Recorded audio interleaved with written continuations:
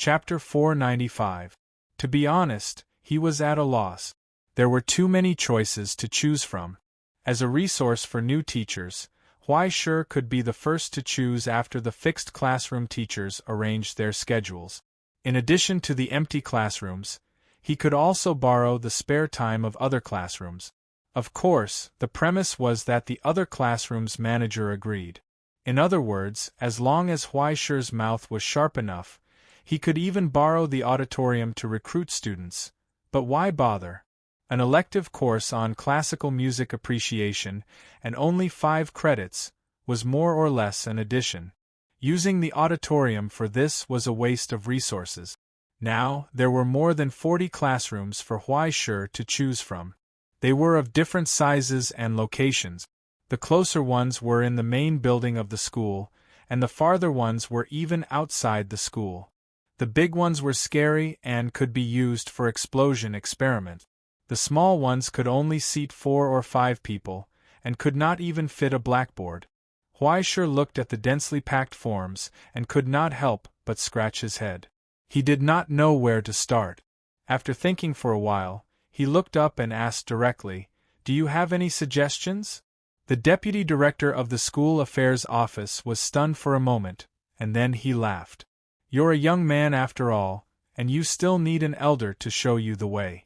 All right, since you've been making tea the moment you entered." He thought for a while, and picked up the stack of forms in Huaishe's hands.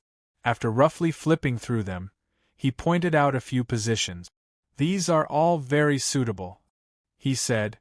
"In fact, Xiao Huai, what you need to worry about is not the location of the classroom, but the course itself." Huaishe did not speak, and just listened attentively. 5 credits, an elective course that conforms to the rules, but in fact it is not competitive. After all, the school mainly trains ascenders, and not a large number of artistic talent.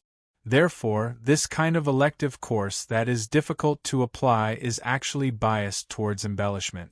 If my words offend you, please don't take it to heart. It's okay, please continue. Huaishe nodded, and his heart was calm. He was right. On the bright side, art was high and mighty, but in fact, when you were out of the earth and in hell, would you use art? Other than the historians of the archaeological team, who would care about this? Learning another abyss water filtration method was more reliable than this. For the vast majority of people, this thing was just to cultivate their sentiment. If they wanted to use it, it was really useless. Compared to other elective courses, classical music appreciation doesn't have direct competitiveness. After confirming that Huaishe wasn't angry, the deputy director continued, "Therefore, we have to work on other areas. For example, if the homework is easier, there may be more students taking electives. Many students who have a heavy workload and don't have the energy to enroll in other complicated electives will consider this reason first. In my opinion, this is also a flaw in the school system, and it is very difficult to solve. Therefore, in principle, the school is against teachers taking the initiative to reduce homework to cater to the desires of the student. Xiao Huai, you're a newcomer, so don't open this door for the sake of a temporary source of students. You have to pay attention to this point. The teaching and research office has an account book." Huaishe nodded seriously and promised that he would not neglect his duties. However, from this point of view, the deputy director's words were somewhat contradictory. She advised Huaishe to reduce his homework and reminded him not to deliberately reduce his homework. However, after thinking about it carefully, there was no contradiction. He raised his eyes in understanding. "In other words, I have to finish talking about the key points in the limited time in class, so that the students can grasp the knowledge points even if there is not much homework, right?" "That's right." The deputy director smiled and nodded. The child was teachable. "However, this is the most difficult point for you, right?" To be honest, it was true. Classical music appreciation was not an easy job to solve. People's joys and sorrows were not the same. Even if there was music as a bridge, the feelings would always be different. This was normal, but it would make Huaishe's work more troublesome. As an art, The upper limit of classical music appreciation could be very high, but at the same time, the lower limit was also very low. Letting sheep go was letting sheep go, but if it was done carefully, it would be very troublesome. Huai Shi began to have a headache. In addition, there is a small suggestion. The deputy director paused and reminded him, if there are additional things that can be taught, the competition may be stronger. Although the school does not encourage it, as long as it does not affect the normal teaching, the students are allowed to learn more things. Huai Shi was stunned for a moment, and immediately understood. This was probably the real focus of the insignificant elective courses, right? If he wanted to win students, he had to come up with his unique skills. Otherwise, who would care about classical art? In an instant, he suddenly understood. He happily patted his knee and nodded. Then, I will write a copy. He said in a loud voice, I write a copy very well, and I break a chapter very smoothly. It must be very promising. Although it is a little boastful, I am still very confident in this. The deputy director did not react. He tilted his head and looked at Huai Shi, not understanding the twist of his brain circuit. You see, some college students nowadays can't even figure out the format of their thesis when they graduate, right? Huai Shi explained with exultation. If they can communicate and start writing and learning in advance, this kind of thing will not happen. Moreover, copywriting is broad and profound. This is not something that can be solved with good writing. If the official document is written well and the report is written beautifully, it will be easier for them to be promoted in the future, right? The deputy director looked at the young man in front of him blankly, wondering if there was something wrong with him. Am I here to look at this? Is that all? He asked with some uncertainty. What else is there? Huai Shi looked at him blankly. Swords, spears, halberds, killing people and arson, and so on, are not things that can be taught in a university, right? The deputy director's expression suddenly became complicated. I think you may have some misunderstandings about us here. But, allow me to ask, what do you plan to mainly teach? Classical music, cello. Huai Shi replied in a loud voice, Art is wonderful. Okay. Looking at his salted fish face, how could he not understand what he meant? It was obvious that he did not know how to teach. The deputy director was quite sympathetic and tolerant.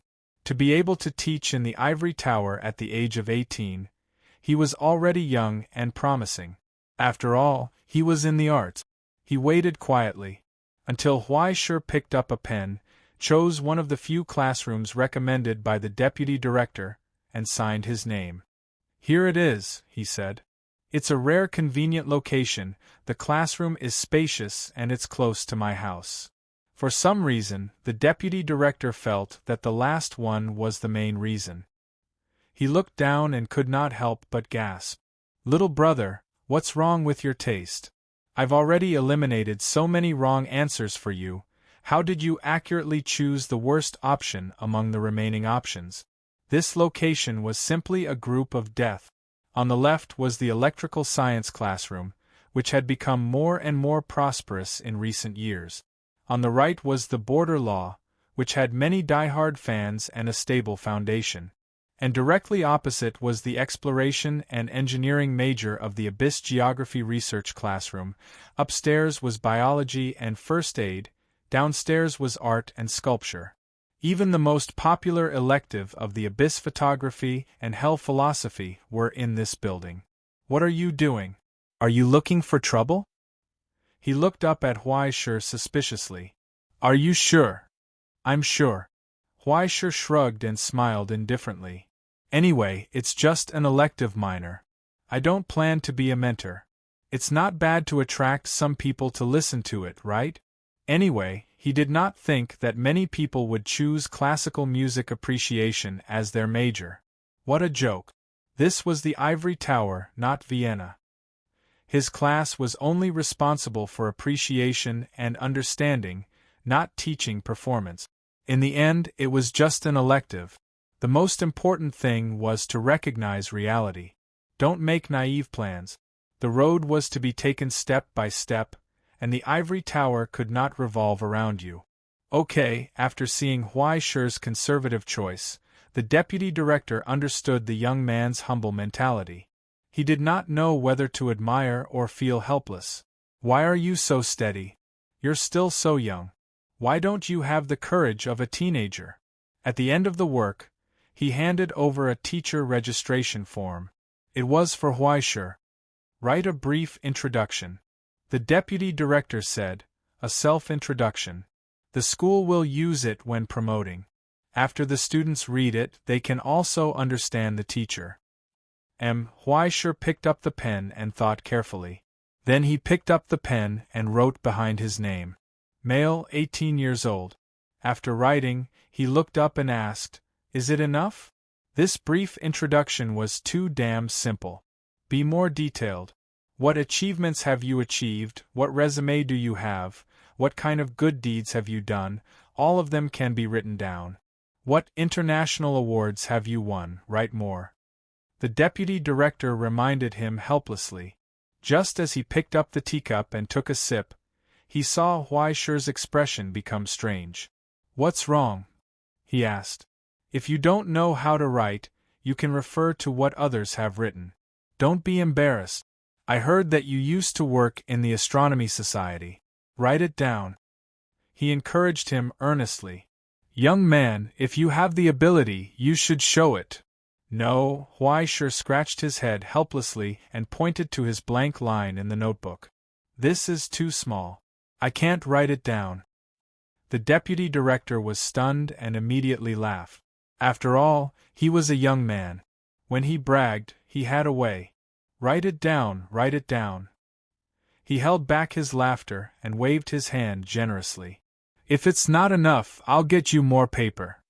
Then I'll write it down. Huai Shi looked at him suspiciously. Then, he picked up the pen and wrote, Inspector of Xinhai, Astronomy Society's Command Bureau. The deputy director nodded. Yes, an 18-year-old inspector. It means that his ability is amazing. Wait, Inspector of the Command Bureau? Are you sure? He began to feel that something was not right. Young man, don't write nonsense. Chapter 496. The Astronomy Society likes to arrest people. The deputy director became nervous. What if we're reported and sent to the trench prison? Huai Shi looked at him blankly and took out his ID from his pocket. It was the same one. He was still working in this position, but he had to continue his studies and stay on without pay. Can't I write it? He hesitated. Then I'll cross it out? No, you can write, you can write. The deputy director swallowed his tea and forced a smile. Teacher Huai Shi is young and promising. You're really amazing. But before he could react, Huai Shi's pen paused for a moment and she wrote another word, catastrophe musician. The deputy director's hand trembled. Compared to the inspector just now, this was easier to accept. Geniuses were everywhere. Otherwise, why would he teach in the ivory tower? Well, common. Then, Huai Shi's words almost made him choke on the tea in his mouth. Do I need to write the part about the temporary colonel of the Dark Army? No, this seems to be confidential. I'm sorry, please pretend you didn't hear it. Don't tell anyone else. Are you King kidding me? The deputy director coughed for a long time and gasped for breath. If you can't say it, then why did you say it? How could an office worker like him talk about such things? Huai Shi's pen paused for a moment and then quickly began to write. Abyss cooking demon. It took up another space. The deputy director's expression twitched. He wanted to say something but stopped. He looked down at the tea that Huai Shi had made for him when he first came in. His heart that had just warmed up instantly turned cold. Oh my God, am I going to die? Is it too late to wash my stomach now? Legendary investigator of the dark net. It took up another space. The deputy director swallowed his saliva and his eyelids twitched. So terrifying, this kid must not be left alive. Then, when he saw Witch's Night Anointed, the deputy director was already numb. When he saw Asian Rookie Competition 3rd place, he didn't react. However, in his eyes, the smiling young man seemed to have transformed into Godzilla, gnashing his teeth and sucking blood, his claws and fangs ferocious. He only had one question now. Which Motherf * cur was it that said this young man had no experience and wanted him to guide him? How was he going to carry it? Who would bring it? What the hell? When Huai Shi wrote Prince of Paradise, he only wrote the word joy, and such a long form couldn't be filled. The last 3 words could only be turned downward. There are still a lot of things that I can't remember all of a sudden. Huai Shi sighed in distress. He raised his head and asked, Jean Ling's decapitation king and judge are not normal nicknames, right? At this moment, he realized that the associate director's face had almost turned green without him noticing. That's enough, that's enough. Many teachers are already inferior to you. The deputy director squeezed out a smile. Well, that's all. I'll arrange the rest. Then, I'm leaving? Huai Shi was a little unsure. Sigh. Okay, take care. The deputy director was stunned for a moment, then he nodded frantically and warmly sent him off. Until he saw Huai Shi turn downstairs and disappear at the end of the line of sight outside the window, he plucked up the courage, took out his mobile phone, and began to search. Is the tea made by the Abyss Cooking Demon drinkable? Waiting online, urgent. He felt that something was not right. Huai Shi stood in the middle of the road for a long time.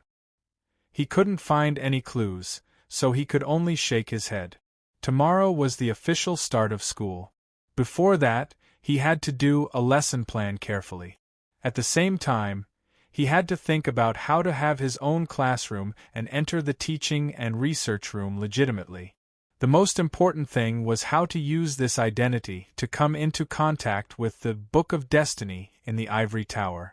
Before he figured this out, there was always a string in his heart that was tight, and it was difficult to relax. These days, he didn't even dare to take it out and flip through it. This was what it meant to have a knife on his back. Every time he looked up and saw the library in the distance, he always felt that there was a pair of sharp eyes staring at him, waiting for him to reveal any flaw. Even if he knew that his disguise was perfect, Huai Shi still couldn't help but feel a lot of pressure. This was probably what they meant by having a guilty conscience. After a long sigh on the road, he finally calmed down. As a result, as soon as he arrived at the door, he saw the student who had been waiting on the bench for a long time. This unexpected guest was playing with his mobile phone at the door. When he finally came back, he looked up and showed a pure and cute smile like a little white rabbit. Extremely flattering and fawning. Teacher, are you short of students here? The kind of major. At the same time, on the other side of the ivory tower, in a vast pasture that was almost like a grassland with no end in sight. On top of a tall, pure black horse, a middle-aged female professor wearing a rider's outfit whistled. The wild horses that were playing all over the mountains and plains neighed in response to her command. They obediently gathered together and lined up in the direction of the stable. Today's vaccination, I don't have enough people here. Little Yuan, since you're here, do me a favor and I'll treat you to dinner tonight. How about it? She looked back at the girl riding on the gray horse behind her. The girl who was in a daze looked up and didn't react. Soon, she noticed her aunt's puzzled gaze and quickly nodded. Okay. The female professor couldn't help but sigh. After all, she raised her from a young age. How could she not know what her niece was thinking in her heart? Moreover, there was Yuan Zhao, a traitor who betrayed his cousin on the first day of coming to the ivory tower. Are you sure you don't want to apply? She asked bluntly. This is a rare opportunity. He's still a blank slate newcomer. It's hard to say what will happen in the future. Yuan pursed her lips and hesitated. In the end, she shook her head. In fact, she knew that even if she didn't rely on her aunt's relationship, as long as she was willing to apply, Huai Shi would most likely agree. He didn't mind having one more student. But now, she was the one who was indecisive. Originally, she was supposed to be in Jixia. The reason why she came here was because of the exchange program. As for Yuan Zhao, he was just an extra. Because he was too reckless, the family simply found him a notoriously strict teacher for a few years. At the same time, Yuan could supervise him at any time. As for Yuan, the family didn't make any arrangements. It wasn't because they favored boys or treated her differently. It was because they trusted her too much and gave her the greatest freedom and leeway to choose. With the Zhen family's relationship and connections here, as well as her aunt in the ivory tower, as long as she was willing, any major and classroom would not be a problem. Because of this, it was impossible for her to become Huai Shi's student. Because she was the eldest daughter of the Zhen family. This was her last preparation time before she could take charge of the family, before she could truly become the representative of the Zhen family to face the world. Appreciation of classical music? Did the Zhen family need an heir who knew how to appreciate classical music? It would be strange if they needed it. The more the family trusted her, the more she couldn't betray this trust. I really don't understand. Your father is such a wanton person. How did he teach such a rigid child like you? Her aunt looked at her sad appearance and sighed helplessly. She hesitated in her heart. This time, should she just go against her second grandpa's wishes and quietly do this for her? But no matter how she thought about it, she felt that this matter was most likely impossible. And when the time came, her eldest sister would come to the ivory tower to do her. It was one thing to say that this family of violent maniacs had the same bad habits, but why did they have to delay her beautiful little niece? Thinking of this, she looked up at the sky and sighed. And when she thought of Yuan Zhao, who was wandering around every day and bored to death, she couldn't help but feel angry. They both had the same surname, but why was there such a big difference? Speaking of which, it's time to shovel the horse dung, she murmured inexplicably. Just like this, Yuan Zhao's tragic fate before school started was happily decided by her. Stone Marrow Hall, reception room. Fang Shu served 2 cups of hot tea to the guests. Huai Shi sat on the sofa, crossed his legs, and looked at the young man sitting across from him. The young man, who was only 14 or 15 years old, immediately raised the corner of his mouth, revealing an innocent and pure smile. His eyes blinked, full of admiration and admiration. This was the first student who came to Huai Shi to specialize in classical music appreciation, and wanted to be his disciple. This love of art could be said to be sincere, and this admiration and respect for Huai Shi could be said to be heavy. Moreover, his family was rich and powerful, and there was no fault to be found at all. The only problem was that this little 19 of the Lin family, Forest Hut. No matter how you looked at it, there was a problem. To be honest, I didn't expect that the first one to sign up would be you. After looking at each other for a long time, Huai Shi finally opened his mouth and asked, "Tell me, why did you take things so hard?" "Oh, look at what you're saying, teacher." Little 19 felt wronged. "Isn't it because I love classical music?" "I haven't nodded yet, don't rush to call me teacher." Huai Shi quickly raised his hand to stop him from continuing his nonsense, and his expression became more and more suspicious. "And love classical music? You?" "Yes." Forest Hut's voice shook. "In the whole Lin family, no one loves classical music more than me." This was the truth. Half of the whole Lin family didn't know how to write the word classical in front of classical music, and the other half didn't know what music was. And Lin 19 had at least heard to Alice. To some extent, he was indeed the one who loved classical music the most. And Huai Shi didn't believe a word of it at all. He asked straightforwardly, "Then tell me, what is Bach's real name?" Forest Hut was stunned for a moment, and asked tentatively, Isn't his surname Ba?" Huai Shi was silent for a long time, and couldn't help but sneer. "You don't even know the name of a foreigner? His surname is clearly He." "Oh right." Forest Hut couldn't help but slap his knee and suddenly realized, "I remember, it's indeed like this." Huai Shi, Forest Hut. Huaisher put down the teacup and sighed earnestly. I say, little Lin. Yes. Forest Hut nodded frantically. Teacher, please tell me. Do you think I'm a fool? Huaisher raised his hand and pointed at his face. Or do you think I can't even understand such a lie, and will believe your excuse? I won't ask you why you are interested in classical music, but you should at least tell me the truth, right? Otherwise, please go back immediately. I don't have any talent to be a teacher. Moreover, I can't accept people from the Lin family. That was what he was most worried about. What if this kid suddenly stabbed him in the back? If that happened, the knife might be a gift from him. He was scared just thinking about it. What are you talking about? Forest Hut replied solemnly. I admire your character and want to learn from your strength of character. Are you King kidding me? Character? Strength of character? Do I have such a thing? Huaisher's face twitched and he was about to speak. Then, he saw little 19 suddenly get up and leave the sofa.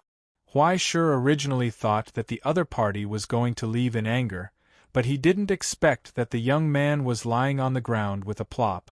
Ck, you blackmailed me? Huaisher jumped up in fright and almost kicked Lin 19 out. Then, she saw little 19 of the Lin family lying on the ground, tears streaming down his face. He was crying bitterly and sorrowfully. Teacher Huaisher, I came to the ivory tower for you, and I didn't even go back home. If you don't accept me, I have nowhere to go. Why don't you believe in my sincerity? Huaisher was also angry. I haven't come to work yet, and you suddenly came to sign up for apprenticeship, and you even lied on the carpet in my house. How can I believe you? Don't worry. Before I went out, the old master told me, a teacher for a day, a father for life. He asked me to follow you and learn well. From now on, little 19 will follow your orders no matter what. If he does anything wrong, kill him on the spot, and the Lin family won't say a word. It will be like there is no such person in the family from today onwards. After that, according to the rules of Dongxia, little 19 of the Lin family knelt on the ground, and before Huaisher could react, he kowtowed to Huaisher, kowtowed a few times, and held up a recommendation letter written by the old master, waiting for the response. In the silence, Huaisher was stunned. He had been gasping for air for 15 minutes, but his brain was still a mess. He really couldn't understand. What kind of show is this? Chapter 497. Inexplicably, a student fell from the sky. He cried and shouted that he wanted to be his disciple, as if he had suddenly become a top boss like Xian Niao, and as long as he clung to his thigh, he would have a meteoric rise, a promotion and a raise and walk to the peak of life. Even the big boss, who used to be high and mighty, wrote a recommendation letter in his own hand, and asked for the young man's opinion in a kind and amiable manner. Little brother, my good-for-nothing great-grandson cried and shouted that he wanted to be your slave. Do me a favor and accept it, okay? Huaisher lowered his head and looked at the short recommendation letter. He turned it over and over again to make sure that he was not hallucinating and that he was not drugged.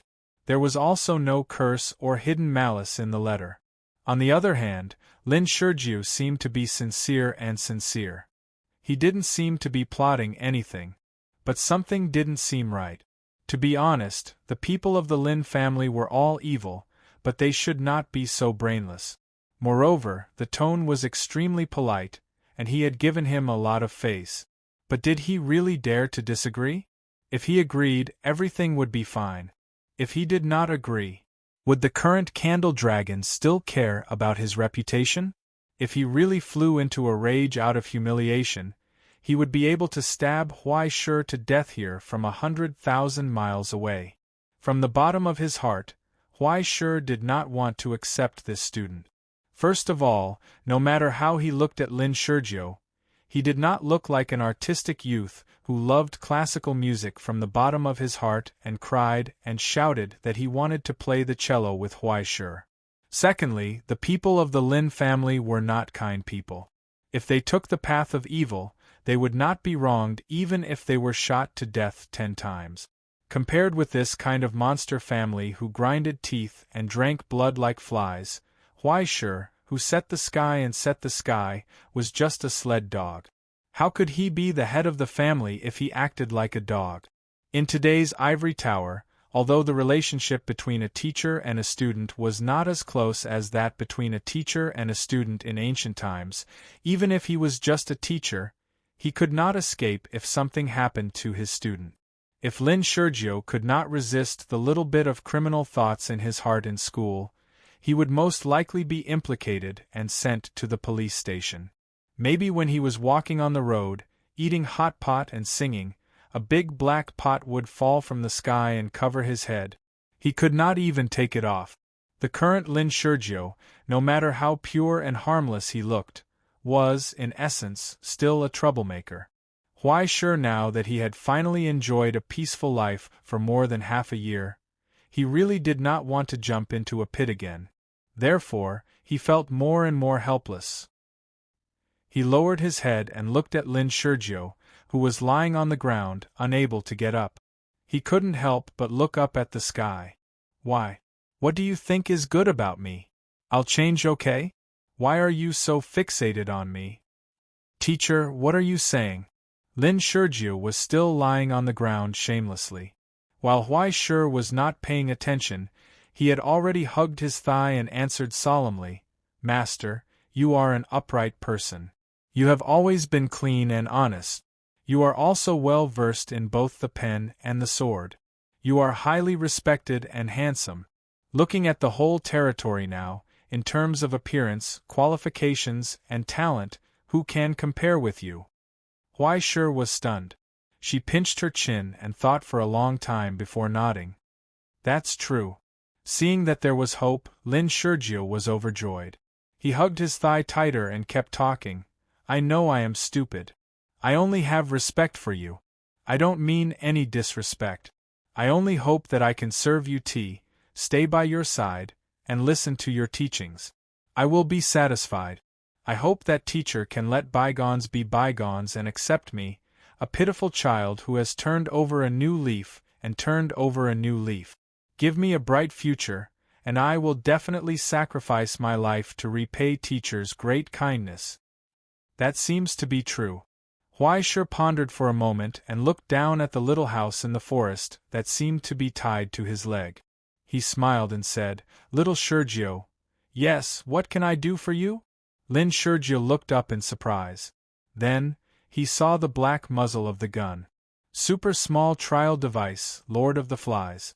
The overload mode was in place. The light that was enough to turn him into ashes was brewing in the barrel of the gun.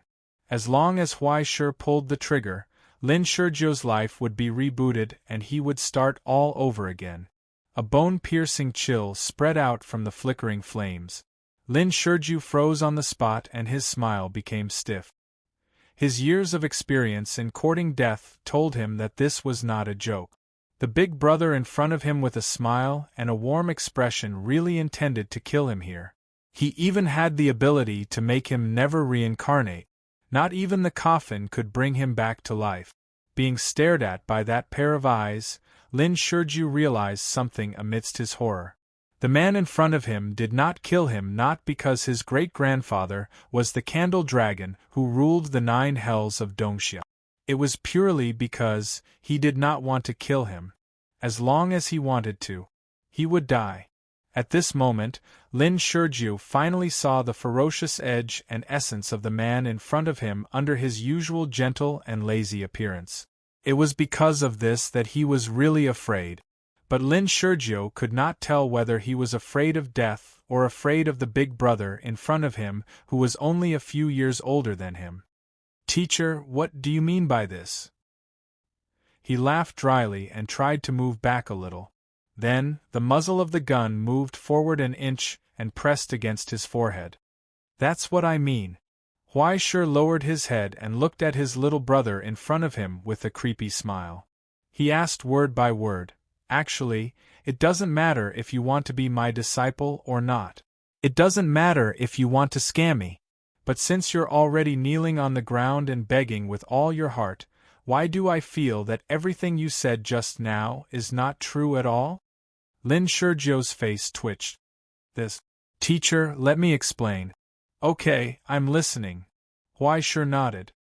I hope your explanation won't be too long. To be honest, this is the old master's idea. Lin Shurjio was sweating profusely, but he did not dare to stop talking.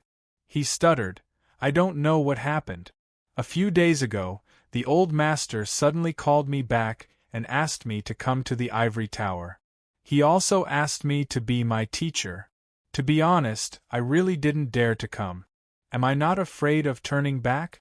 But I had no choice. Then what do you think the old master meant? Huaishur shook the sincere recommendation letter with his other hand and waved it in front of Lin Shurjio. Is this what he meant? Follow me around and listen to my teachings? Well, I have a guess. It may not be right. Lin Shurjio swallowed his saliva and stopped talking. His expression became very nervous. Go ahead. Huaishur nodded. Is it possible that the old master thinks that you are born bad and that your ability to make people dislike you is hundreds of times better than mine? Moreover, you are always unscrupulous and you love to do whatever you want. Lin Shurjio thought for a long time and said seriously, so, he asked me to be bad? Huaishur almost killed this little bastard on the spot. I am the Prince of Paradise, the S-level double flower red stick of the Astronomy Association. I have always been kind and charitable.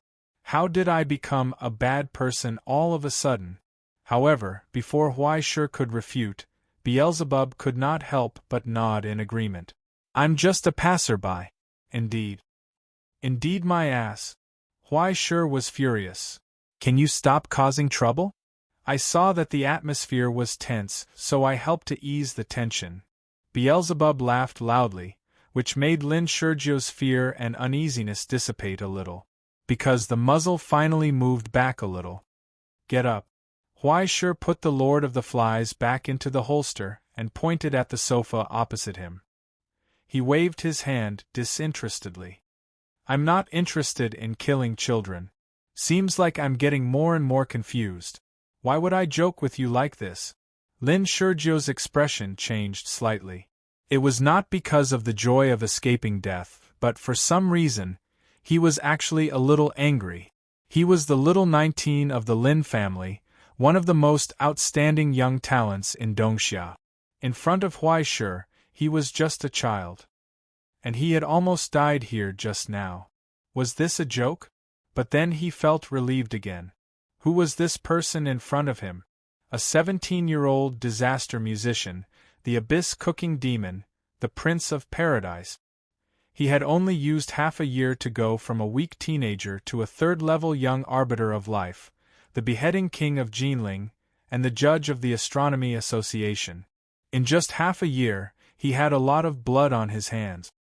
He had even single-handedly destroyed the fine nightclub and beheaded the Archbishop of Rotten Dream. He was a monster through and through. Compared to him, what was he? Those who truly believed in his calm and gentle appearance and treated him as a pure and harmless little white rabbit were idiots, just like how she used to be. How could such a person be fooled by lying on the ground shamelessly and shedding a few tears? He returned to the sofa and sat upright, not daring to speak any more. In his nervous silence, Huaishur suddenly asked, other than the letter of recommendation, what else did your grandfather ask you to bring to me? Subconsciously, Lin Shurjio wanted to shake his head. But in the end, his expression twitched. He hesitated and took out another letter from his chest. It was not heavy. Or rather, it was just a piece of paper inside. The Abyss contract was created by alchemy. Once signed, one's soul would be used as collateral, and it would only be circulated with strict restrictions between the person who ascended. There was no room for regret. The content of the letter was very simple. Although the words were strict and rigid, it was written in a long line. But to summarize it simply, it was just one sentence. During the 4 or 5 years in college, Lin Shurjio had followed Huaishur's orders. It was not an employment, but a master-servant relationship. In other words, as long as Huai Shi signed this contract, Lin Shijie would be Huai Shi's dog for the next 5 years. Even if Huai Shi asked him to immediately kneel on the ground and bark like a dog, he would never disobey. It could be said that it was not harsh. If it wasn't for this contract, the recommendation letter from before might have seemed like a threat. But with this contract, it was the same as entrusting the most important grandson of his family to Huai Shi's tutelage. Because of this, Huai Shi could not help but sigh. What did he do to deserve such a great favor from the current candle dragon? Your grandfather's letter of recommendation and this toy, you can keep them. He threw the contract back to Lin Shijie without interest. Lin Shijie, who was originally pale and felt like he would be a slave from now on, was stunned on the spot. His heart could not help but sink. Even if Huai Shi had only accepted the letter of recommendation, there was still room for negotiation. But now, he was so resolute that Lin Shijie felt helpless. How could he not know that he had messed up? In the silence, Huai Shi threw out an unexpected question without warning. Little hut in the woods, what kind of person do you want to be in the future? Lin Shijie hesitated for a long time, but did not know how to answer. He wanted to be a peerless powerhouse like his great-grandfather, even in his dreams, but he still did not know how to do it. He did not even know whether it was good or not to become such a person. The Lin family's path of evil was destined to be accompanied by slander and glory. Evil was inseparable from duty. For people like Lin Shijie, even if they obtained power, they would only suffer for eternity. Even if the idea of bringing little junior brother along was an alternative, how effective could it be? Moreover, wouldn't being a keyboard warrior and internet troll make him feel uneasy?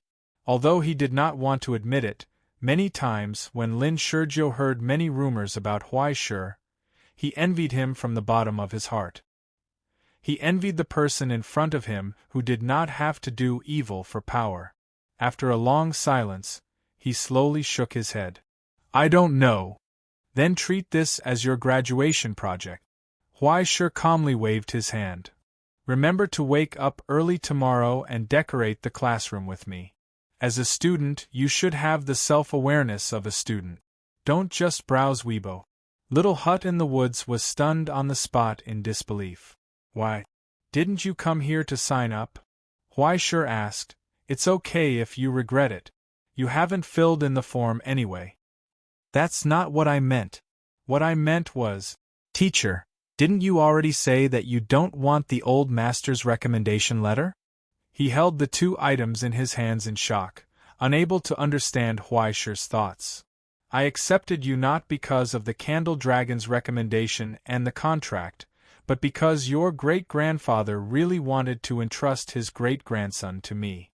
Huai Shi's expression became complicated. He could not help but shrug. You might not believe it, but ever since I came to the Ivory Tower, he was the first person who thought that I could take on the responsibility of a teacher and do this job well. As a teacher, I have to repay the trust of a parent, right? Moreover, he paused for a moment. His gaze became particularly playful as he scrutinized little 19. Do you really think that without the contract, I can't punish you? At that moment, the little house in the forest could not help but shiver. Being stared at by this pair of eyes that were as quiet as the abyss, he actually had the illusion that the old master was looking at him. Until now, there was no longer any struggle or unwillingness in his heart. He had finally accepted his fate. He could not win in a game, nor could he win in a fight. What was there to be embarrassed about having such a person as his teacher? At that moment, Lin 19 did not dare to slack off. He obediently stood up and lowered his head to serve tea to his future teacher, according to the etiquette of Dongsha. Then, let's get the ugly words out of the way first. Huai Shi picked up the tea but was not in a hurry to drink it. He raised his eyes to look at the student who had descended from the sky. You should know what you can do and what you can't do. I didn't become a ascended because I could kill and commit evil. I hope you're not one of them. Otherwise, I won't have to do anything. Any random professor in the school will crush you to death. You understand this, right? Lin 19 nodded frantically. He could not be said to be the most scheming or the most capable in the Lin family, but he was definitely the best at taking advantage of the situation. In a place like the Ivory Tower, where was there room for him to act rashly? The third rule of the Lin family was that it was not advisable to commit crimes against the wind. Moreover, how could he have the courage to play tricks in front of his current teacher? Then that's all for today. Huaishe finished the tea in the cup in one gulp and smiled gently. Remember to rest early when you go back. After the opening ceremony tomorrow, quickly come over and help with the work. As for what you want to learn, be it classical music, combat skills, or alchemy, it's up to you. We still have a long way to go, so it doesn't matter if it's a day or a night. First intimidate, then beat, and after beating, he would give a sweet date. First, he would deter his subordinates from having any ill intentions, and then gradually establish his authority over time. After he came to his senses, Huaishe felt that it was strange. Why was he so familiar with this? Lin Shurjo hesitated for a moment, but he did not leave. Instead, he stood respectfully beside Huaishe. Since he had already boarded the pirate ship, he had to show his allegiance to his teacher and let him know his ability. With this plan in mind, Lin Shurjo said, "Student has 3 strategies, which can help you successfully have your own classroom and officially enter the teaching and research room." Huaishe was stunned. He himself did not have a brain. How could Lin Shurjo have 3 strategies? Was he really that brainless as Crow said? That was impossible. Doubting himself in his heart, Huaishe panicked, but in the end, he kept calm and nodded. "Then tell me the best strategy first." Lin Shurjo suddenly smiled, leaned over and said, "Teacher, as long as you activate the fan club." Huaishe waved his hand and said expressionlessly, "Okay, you can tell me the best strategy." The simple-minded Lin Shurjo did not know how he had made his teacher unhappy. After hesitating for a moment, he said, "Teacher, you are a legend of the Orchard Gym, and your swordsmanship is a unique skill. Why don't I spread the word that teacher will challenge all the clubs in the school and convince the students? Wouldn't it be easy to get students?" Huaishe rolled his eyes. "And then? Success? Don't forget, every club has a mentor. What is this place? This is an ivory tower. Do you think you can succeed by killing people and arson?" He could only say that he was indeed a member of the Lin family. As long as he used this strategy, he would definitely harvest a lot of negative emotions. Did he come here to be an executioner or a teacher? If Huaishe did this, Professor Anton, who had high hopes for him before, would be the first to look down on him. As for the worst strategy, he was too lazy to ask. He just waved his hand, indicating that this silly child should go home, wash up, and go to sleep. Seeing that Huaishe did not even ask about the worst strategy, Lin Shurjo suddenly panicked. If he could not get the Pledge of Allegiance, he would lose face. But after thinking about it, he did not know what else to do to show his sincerity and ability. Then, he suddenly remembered the rumors he had heard from several targets. Suddenly, his heart moved and he blurted out, "Teacher, someone wants to hurt you." "It's normal, don't panic." Huaishe drank tea calmly. Even he was so calm that he was scared. He was used to being persecuted. "Tell me." He raised his head and looked at Lin Shurjo, expressionless. "Who wants to hurt me?" Chapter 498. Seeing that Huaishe had reacted so calmly to his words, he was surprised. Lin Shurjo sucked in a breath of cold air.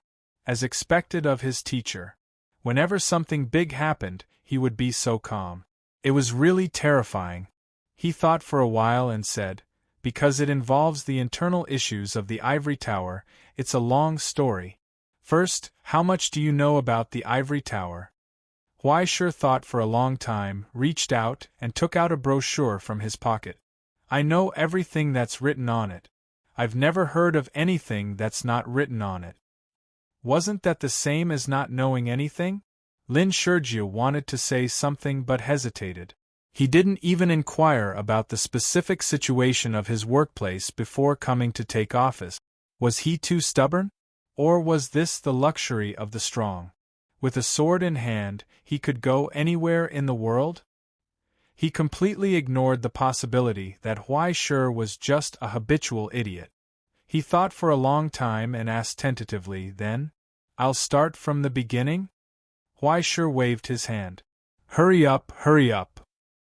Cough cough, Lin Shurju started to have a headache, not knowing how to explain. It was because the actual situation of the ivory tower was too strange. As everyone knew, although the ivory tower theoretically belonged to the Astronomical Society, in fact, after the Utopia split, it had completely become a highly closed and independent institution. There was basically no room for others to interfere in whether it was the source of funds or the appointment of personnel. Even the general administration didn't have direct jurisdiction over it. After officially recruiting students, it had always been known for being open and neutral. Other than normal business activities, it had never taken any initiative. Its style was quite low-key. However, because its size was too large, its existence still couldn't be ignored. Whether it was the many research results launched by the Academy every year, the countless industries directly and indirectly controlled, the important position in celestial genealogy, or even the extremely far-reaching and huge influence in all aspects, every part of it was enough to make people drool. This led to many people starting to have ideas about the ivory tower. Power itself had a gravitational force, and there would be an endless stream of moths flying into the fire. They wanted to take a spoonful of soup from this pot that had lost its owner.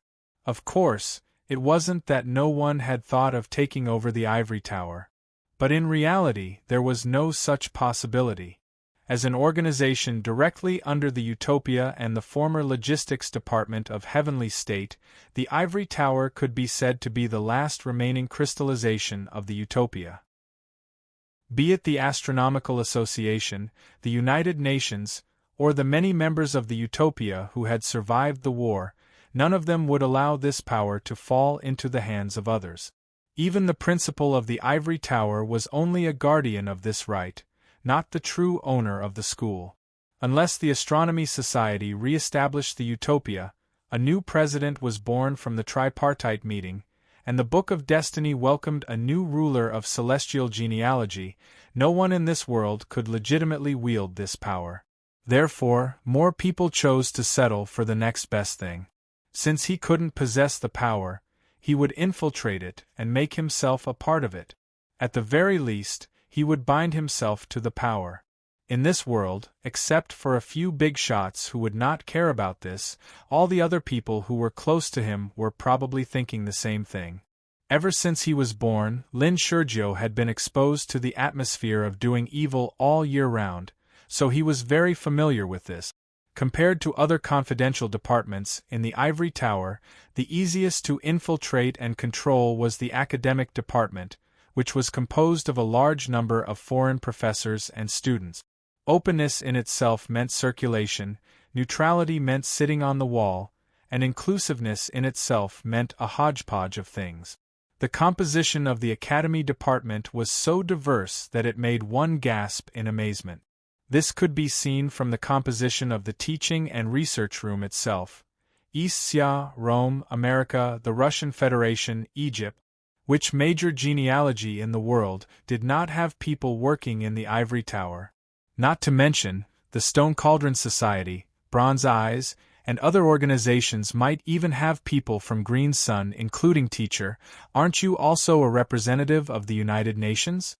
Hearing Lin Shurju's words, Huai Shi was dumbfounded. I'm here to learn and improve. How did it become the work of spies? No, thinking about it this way, he thought about it carefully and realized that he probably maybe was really forced into the United Nations by the United Nations in order to strengthen their authority in the ivory tower? Otherwise, why would an executioner of the Astronomical Society and a former inspector come to the school? Was he really here to be a teacher? Even Huaishur felt that this arrangement was too F***king ridiculous. Most importantly, the school had not even started yet, so how did he become a traitor? And he seemed to be the most powerful traitor among the group? But why did he not know that he was a traitor? Huaishur was stunned at first, then he raised his eyes and looked at the small forest house in front of him. He decided to follow his instincts and test him without leaving a trace. Then, he showed a strange expression and just knocked on the armrest of the sofa, looking at the young man in front of him.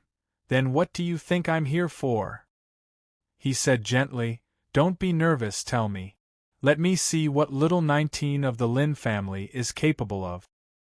His tone was gentle, his expression was warm, and his attitude was like a spring breeze, but it stunned Lin Shurjo, who was busy showing off his cleverness. He subconsciously felt that something was wrong. Especially when he was glanced at by that ambiguous gaze, he realized that he was done for. He seemed to have said something wrong. In the face of his teacher's implicit test and warning, he did not dare to not answer. After stuttering for a long time, he finally could not withstand the pressure and braced himself to reply. "In my humble opinion, the reason why you came here is not necessarily to seek the rights of the ivory tower. If I am not wrong, it should be the principal's idea." Huaishur raised his eyebrows. Seeing Huaishur's reaction, Lin Shurjo heaved a sigh of relief. His mind raced as he realized the most likely truth. That's right. It's exactly because he knows that the Federal Bureau of Investigation won't swallow the authority left by the Utopia so openly that the President plans to use my teacher as a weapon to deter those who have ill intentions in the teaching and research office. Well said. Huaishur clapped his hands and smiled, his expression becoming more and more gratified. Finally realizing that the coldness hidden in his teacher's eyes had disappeared, Lin Shurjo secretly heaved a sigh of relief. Only then did he realize that the back of his shirt was cold and drenched in sweat. In just a few seconds, he seemed to have experienced endless suffering and struggle. He felt a lingering fear and did not dare to speak again. However, Huaishur did not do as he wished. After a short silence, Huaishur got up and walked to the window with his hands behind his back. He seemed to be staring at the scenery outside the window, but suddenly asked faintly, "Then, who do you think has ill intentions, little Shurjo?" Lin Shurjo's expression twitched. He knew that this was his teacher's test for him.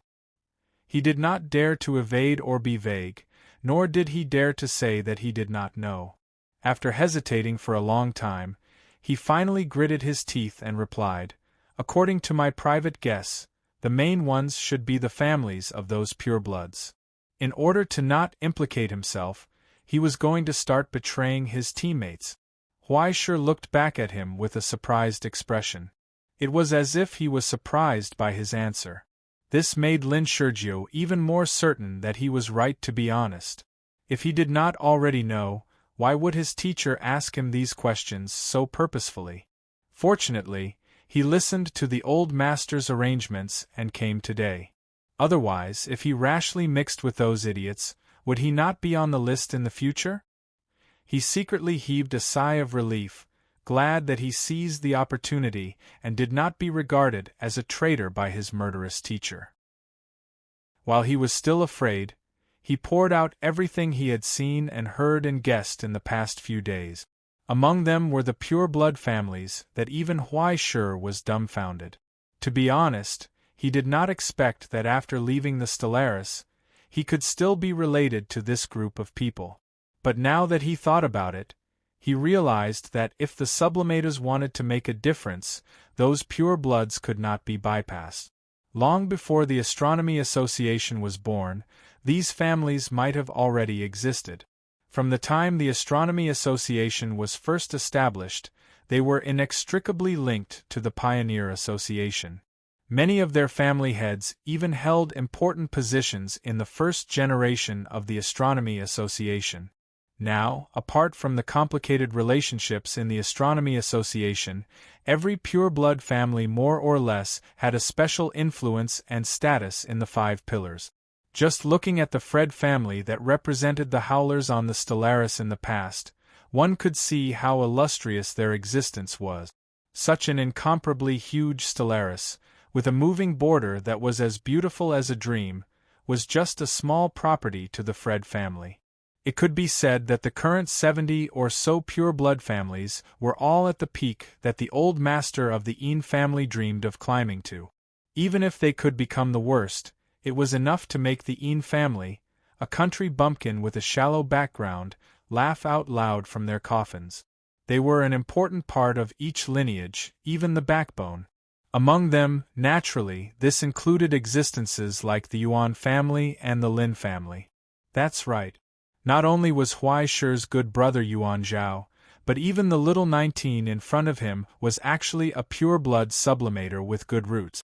Otherwise, how could he have been accepted by the brotherhood and society formed by the pure-bloods in the ivory tower? How could he have gotten wind of this? Just like you know, Lin 19 explained, including the Howlers, the Motionless, the Sugawara family, the Ptolemy family, and so on, the pure-bloods have been constantly trying to expand their influence in the ivory tower.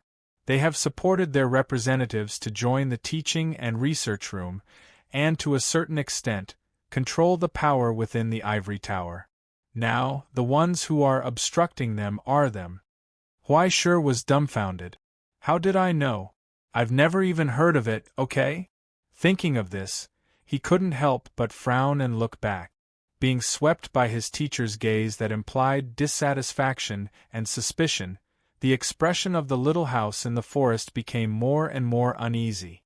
He panicked and defended himself. This student only heard some rumors by chance. I definitely didn't overestimate myself and get involved. Afraid that he would be killed on the first day of his apprenticeship, Lin 19 wanted nothing more than to pounce on Huai Shi and cry and beg him to sign the contract prepared by his great-grandfather. It's not that I didn't do it. Our Lin family is not on the same side as them. Teacher, you must believe me. Huai Shi was even more confused. He couldn't figure out what was going on. Why did this silly child start crying while talking? Amidst his confusion, he pinched his chin and thought for a while. After careful analysis, he came to a realization. This child couldn't have been bullied by those purebloods because he was too young, right? Chapter 499. At the end of the day, it was all the fault of the ivory tower's harsh evaluation system for fixed classrooms. To a certain extent, the overly cautious evaluation process also played a good role in protecting the school's spirit from outside infiltration. If more than 30% of the members of the teaching and research room did not agree, then it would be impossible to establish a foundation in this school. This led to a paradox. Mud that could not be helped up to the wall could not be helped up, and teachers with excellent academic background and teaching ability did not need the support of other external forces. Even if a few were sent in occasionally, they would quickly be assimilated by the cohesion of the ivory tower itself. Over the years, the only person with a pure-blood background and a high position was the vice principal, Mr. Isaac. It was thanks to this gentleman's support that his successors were able to stand firm in the ivory tower and not lose their own positions. And most importantly, the ivory tower did not care about the infiltration of the purebloods. At least, many teachers in the teaching and research room were not interested. Most things that existed objectively had their reasons and reasons. The existence of the purebloods itself proved that they had outstanding abilities, talents, or skills, and those who could teach in the ivory tower more or less had unique talent. Did they have to be rejected just because their families were rich and powerful? It was not a problem for the purebloods to fight for their own position in the teaching and research room. Why not? It was normal for the capable to be at the top at any time. Even professors with a background in Green Sun could be tolerated here, so what if a few pure-blood families came? Did they not want to be teachers when they came? Did they want to just eat and not work when they came? Therefore, the source of Huai Shi's current predicament was instead the escalating conflict and struggle between the principal and the vice principal over the years. At such a sensitive time, Huai Shi fell from the sky. This change was generally seen by both sides as a blow and a warning from the principal to the vice principal.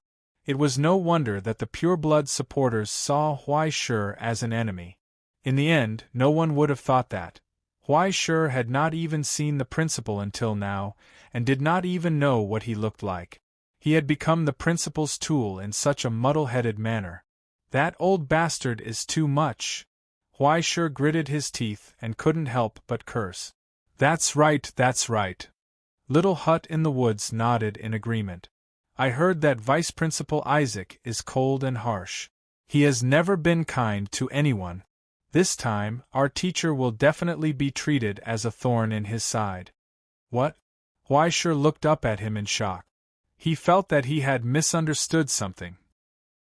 Didn't his student, Martin, overestimate himself and try to show off in front of you?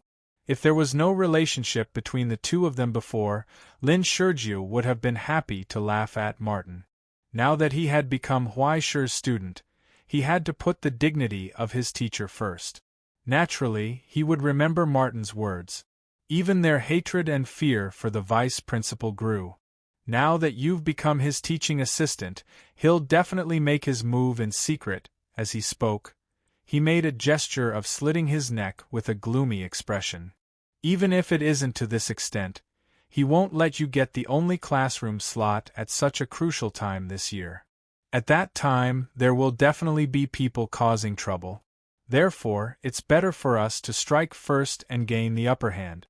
As long as I go undercover and sneak into the inner circle of the purebloods, it won't take me 5 days to figure out who is playing tricks inside. At that time, I'll make a list, and our teacher can easily remove those clowns. Wait! Lin Shurjiu became more and more excited. He had already talked about how to frame people and secretly kill them, or how to let Huai Shi directly find a crime and behead them one by one. As long as they could lure the snake out of its hole, then besiege Wei to rescue Zhao, Lin Shurjiu would deceive everyone and substitute one person for another, while Huai Shi would fish in troubled waters. Finally, they would take drastic measures to frighten the clowns. Huai Shi could only say that Lin Shurjiu was indeed the most promising child of the Lin family. He was thoroughly evil. Lin Shurjiu could only hurriedly stop him before his words became more and more outrageous. Apart from other things, your idea of going undercover is King outrageous. Huai Shi stared at Lin Shurjiu with an unhappy expression. Am I here to be a teacher or to fight? Do you want to be a student or a cannon fodder? Besides, I'm an inspector of the Central Bureau. Even if the vice principal doesn't like me, will he really kill me with one finger? Lin Shurjiu was embarrassed and speechless. After this, he didn't know whether he had received the proof of allegiance or not, and it was so embarrassing, which really made him feel a little helpless. But when he heard Huai Shi sternly refuse to go undercover and that he didn't need to be a traitor's tool, he suddenly felt relieved. Wasn't that good? He directly killed Lin Shurjiu's undercover plan from the seedling. Huai Shi began to have a headache. It seemed that there was still a long way to go before he could correct this boy's tendency to be sneaky. He could only take it slowly in the future, but since his student was so concerned about his own affairs, Huai Shi didn't want to pour cold water on him and drive him away. After a series of adept comforting and encouraging words that even surprised himself, he sent Lin Shurjiu back. After returning home, he subconsciously wanted to discuss with Crow. But these 2 days, she had been busy with something in the basement and didn't show up at all. She also told Fang Shu not to disturb her. This made Huai Shi more and more headache. Perhaps in her opinion, these things were still within the scope of Huai Shi's ability to deal with. If there was really a danger of overturning, she would definitely be the first to prepare to run away. But then again, no matter how he thought about it, the tacit understanding and trust between contractors could only be reflected on running away. He felt that there was something wrong. In the lounge, Huai played the piano for 2 hours and finally started to think. He sorted out his thoughts. Now the top priority in his mind was not the possibility of someone plotting against him. He was sure about this. Even if the vice principal really wanted to get rid of him, he would never act recklessly. On the contrary, the more he didn't like him, the more he would follow the rules. He would never leave any excuse for others to criticize him. Moreover, the current Huai was no longer a nobody who could be easily killed. Even if he wanted to expel Huai, he must be able to explain himself. Before Huai and the ivory tower were completely cut off, not to mention assassinating him, Huai wouldn't even touch a slightly dangerous job. Perhaps it was because he was used to being persecuted. Huai didn't care about this kind of problem. What he cared about was the only place in the classroom this year. Only by truly entering the teaching and research room could he openly come into contact with the Book of Destiny stored in the library and determine its authenticity. If his competitors had the support of purebloods, he would definitely fall into a great disadvantage without any foundation. This matter must be considered at length. How many times have I said this? This matter must be considered at length. In an office in the ivory tower, an old man across the table frowned and looked at his student. What are you thinking? Have you been blown silly by those purebloods who call you brothers? You actually want to jump out and go against him? The student was stunned. He didn't expect the teacher to be so unhappy. Isn't he just an outdated idol? Teacher, why are you so anxious? If he was a has-been idol, would he have been invited to the ivory tower? The teacher's expression became gloomier. Before you say this, why don't you see how high the list of people who died in his hands can be? Compared to anyone on the list, what are you? Who do I think I am? Would he dare to kill people in the ivory tower? The student stubbornly retorted. Teacher, you think too much. This is a place with rules. Isn't the Astronomy Society a place with rules? Why do you think he wouldn't dare to kill people in the ivory tower? The old man became more and more disappointed. His expression gradually turned cold. Why wouldn't he dare to kill me, an old man who has been teaching for my whole life? Ross? Or do you want to use my life to bet on your future? Feeling the coldness from the teacher, the student's face suddenly panicked and he wanted to explain. The teacher waved his hand impatiently. Okay, after so many years, how can I not know what kind of person you are? Wasn't I the same as you when I was 25 years old? Do you think you can be arrogant just because you have a little talent? You think you know the truth, but you are blind and ignorant. If you really want to sell your teacher for wealth, you definitely won't dare to. But Ross, even if you want to sell me, you should sell me for a suitable price, right? What can your so-called brotherhood give you? The teacher sneered unceremoniously and glanced at the student in front of him. It seems that your brain is really damaged from studying. It's time for you to broaden your horizons. Later, go and apply for an internship. Don't wait until tomorrow and don't go see your friends. After the application is approved, leave immediately, as fast as you can. Otherwise, sooner or later, you will die of stupidity here. As he spoke, the old man pointed to the door of his office, indicating that he could leave. But teacher, where am I going? The student stood there blankly and didn't move. I will arrange a good place for you. Who asked you to be my sister's only son? The teacher kicked him for a long time, but in the end, he shook his head in disappointment. Just treat this as a lesson, Ross. Now, only you are leaving. If you really offend someone you can't afford to offend, you and I will be the ones at the end of the road today. The student silently bowed his head and turned to leave. But after pushing the door open, he couldn't help but turn back and take one last look at the old man. Teacher, are you really willing? You have waited for so many years. Are you going to give up when you are so close to the independent classroom? Otherwise, are you going to use dirty tricks to court death? The old man revised his lesson plan and answered without raising his head. I am already 62 years old, Ross. Do you know what it means to be 62 years old? I am already old. So old that sometimes I pee on my shoes when I pee. When I take a shower, I fall and can't get up. My life has come to this point. Is it not enough to be able to end my life in the ivory tower? Why do I have to fly and be a pawn for a bunch of kids who haven't even graduated from college? His pen paused and left a sharp scratch on the paper. Learn to be content with what you have, Ross, he said. This is the only thing this useless old thing can teach you. This was the last conversation between the teacher and the student. The door closed.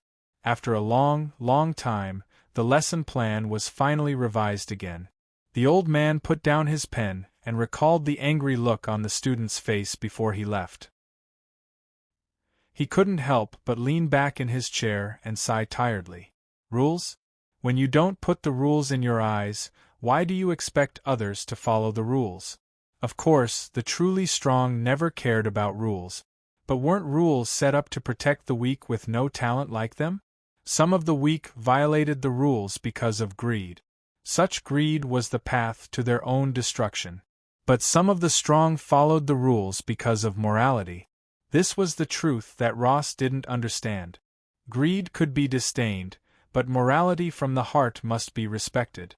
Otherwise, as the weak, how could they maintain this last shred of dignity? On the last day before the start of school, facing the curtain that was about to slowly unfold, who knew how many undercurrents were surging under the calm surface of the ivory tower? Who knew how many people were rushing about for selfish reasons or public benefit? And in the evening, the door of the stone marrow hall was knocked on again. A young man with elegant etiquette waited in front of the door and handed over a token to prove his identity. He wanted to talk to teacher Huaishe, who was sitting at the heart of the storm. In the training room, the sweaty Huaishe picked up the phone and heard Fang Shu's voice. Young master, a student of the Howler family has come to see you. Howler? Huaishe scratched his head. Why did this name sound so familiar? Had he heard it before? But he couldn't remember, and he was too lazy to flip through the Book of Destiny. He just asked, is he also here to apply for a mentor position? It doesn't look like it. Then I won't see him. Huaishe rolled his eyes. All of them like to put on an act and talk nonsense, wasting other people's time. Tell him, if there's anything, we'll talk about it after school starts. He was too lazy to play mind games with these kids. Even if the other party was a pureblood, a member of the Howler family, or perhaps had some huge influence in the school. But what did this have to do with him, little page of Huaihai Lu? Since the other party didn't come with good intentions, there was no need to waste time. When the time came, if he wanted to cause trouble, he would just have to wait for teacher's beloved iron fist and cello to play. Unlike Lin Shurjio's caution and nervousness, Huaishe didn't care about these kids. After going through so many storms, it was a bit too much to be so cautious about the goblins in the novice village. I understand. On the other end, Fang Shu nodded without any hesitation, put down the phone, and walked out of the door. I'm sorry, the young master is not seeing any guests today. The old butler informed the teenager at the door. Please go back, Mr. Fred. The teenager didn't fly into a rage. Instead, he raised his eyebrows slightly and suppressed the anger in his heart. After nodding slightly, he turned around and got into the car to leave. The old butler calmly closed the door again, not taking this trivial matter to heart. It was almost time for dinner. What should I eat tonight? In the car, the teenager's expression gradually became gloomy. The girl in the front passenger seat looked up at him and smiled mockingly. I told you, Morgan, your tricks won't be taken seriously at all. No matter how much a kid puts on an act, he's still a kid. No matter how big of a fuss you make, adults will only think that you're asking for candy. I just want to ask for candy, but what about you, second sister, who's even worse than me? Morgan sneered and retorted, Are you asking for a beating? You don't know this. The girl called second sister revealed an innocent expression. That judge is much gentler to girls. Morgan indifferently retracted his gaze and looked back at the Stone Marrow restaurant that was gradually disappearing behind him. He couldn't help but sneer. A lackey of the Astronomy Association dares to put on an act in front of me. Let's wait and see. Just like that, some were calm, some were unwilling, some were angry, some were expectant. A short night quickly passed by as countless hearts beat either calmly or restlessly. The long holiday came to an end. The day of school had arrived. Chapter 500. Dear teachers, dear students, in this picturesque golden autumn season, here, on behalf of the Ivory Tower, on behalf of the Teaching and Research Room, looking back on the past year, we have, looking forward to the future. As the principal, I have a dream. At the beginning of the new school year, students, I hope. Next, I will emphasize a few points. In a solemn atmosphere, in the school's auditorium, the opening ceremony had reached its final stage. The atmosphere was solemn, the ceremony was solemn, the process was rigorous, and the speech on the stage was brilliant and solemn, but the only problem was in the crowd.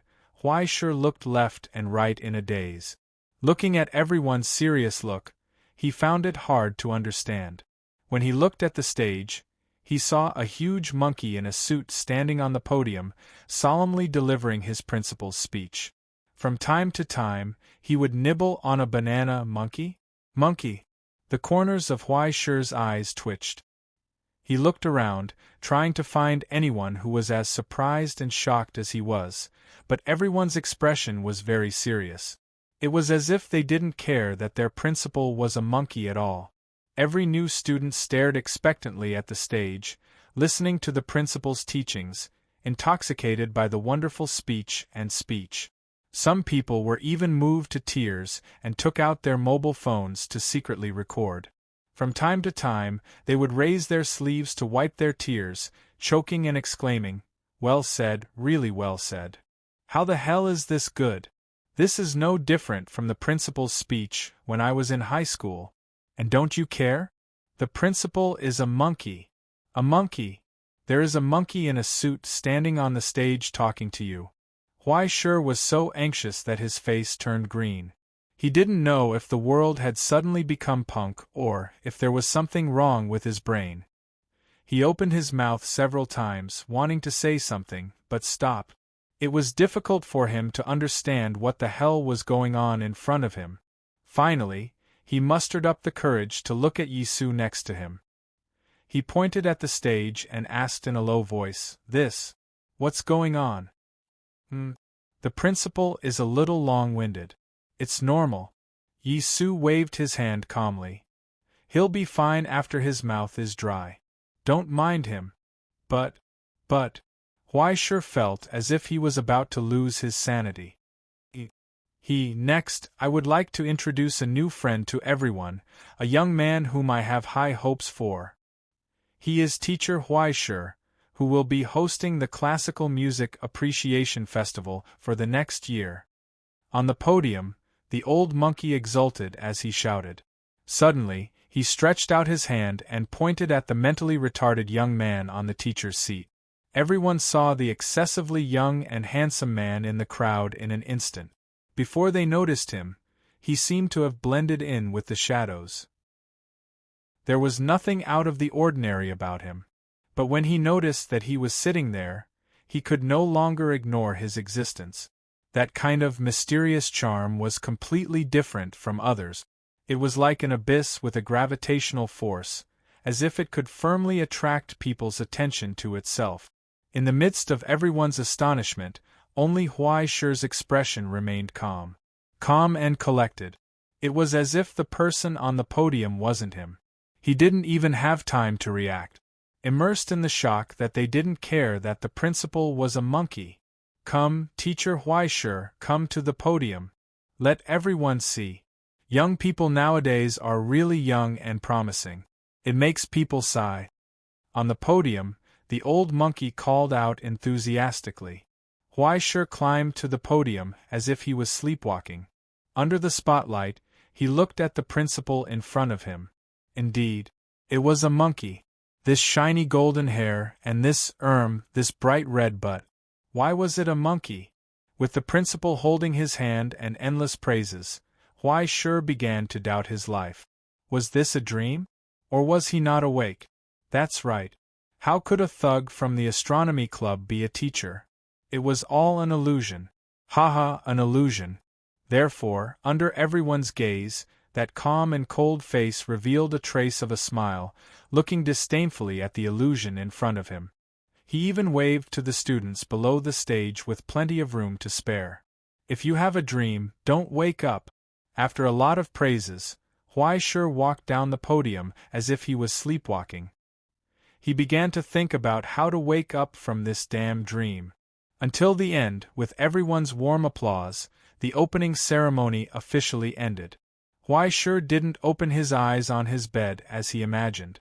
At this time, he began to panic. Oh my God? What just happened?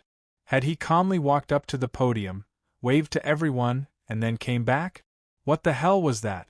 Wow, teacher, you look so cold just now.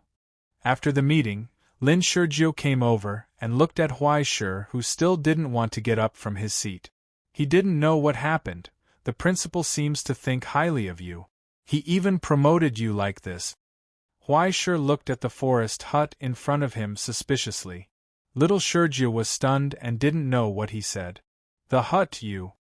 Huai Shi asked tentatively. What do you think of the principal? Lin Shijio thought for a long time and said with emotion, the principal, I didn't expect him to be so young. He is more amiable than I thought. Young? Amiable? How did you see such a thing from an old monkey? And his hairstyle is very good. Although it is a little white, the style is good. Lin Shijio nodded and said, his beard is also very stylish. Wait, an old monkey has hair and beard? Huai Shi opened his eyes wide in astonishment and finally realized that something was wrong. Wait a minute, Shijio, describe the principal's appearance and dressing. Although he didn't understand what Huai Shi meant, he still said truthfully, he looks like he is in his early 40s. His hair is gray, his beard is well groomed, and the style of his glasses is very fashionable. And I feel that the slim-fit robe is really tasteful. Look, teacher, when you were on the podium, I took a photo. He turned on his phone and handed the screen over.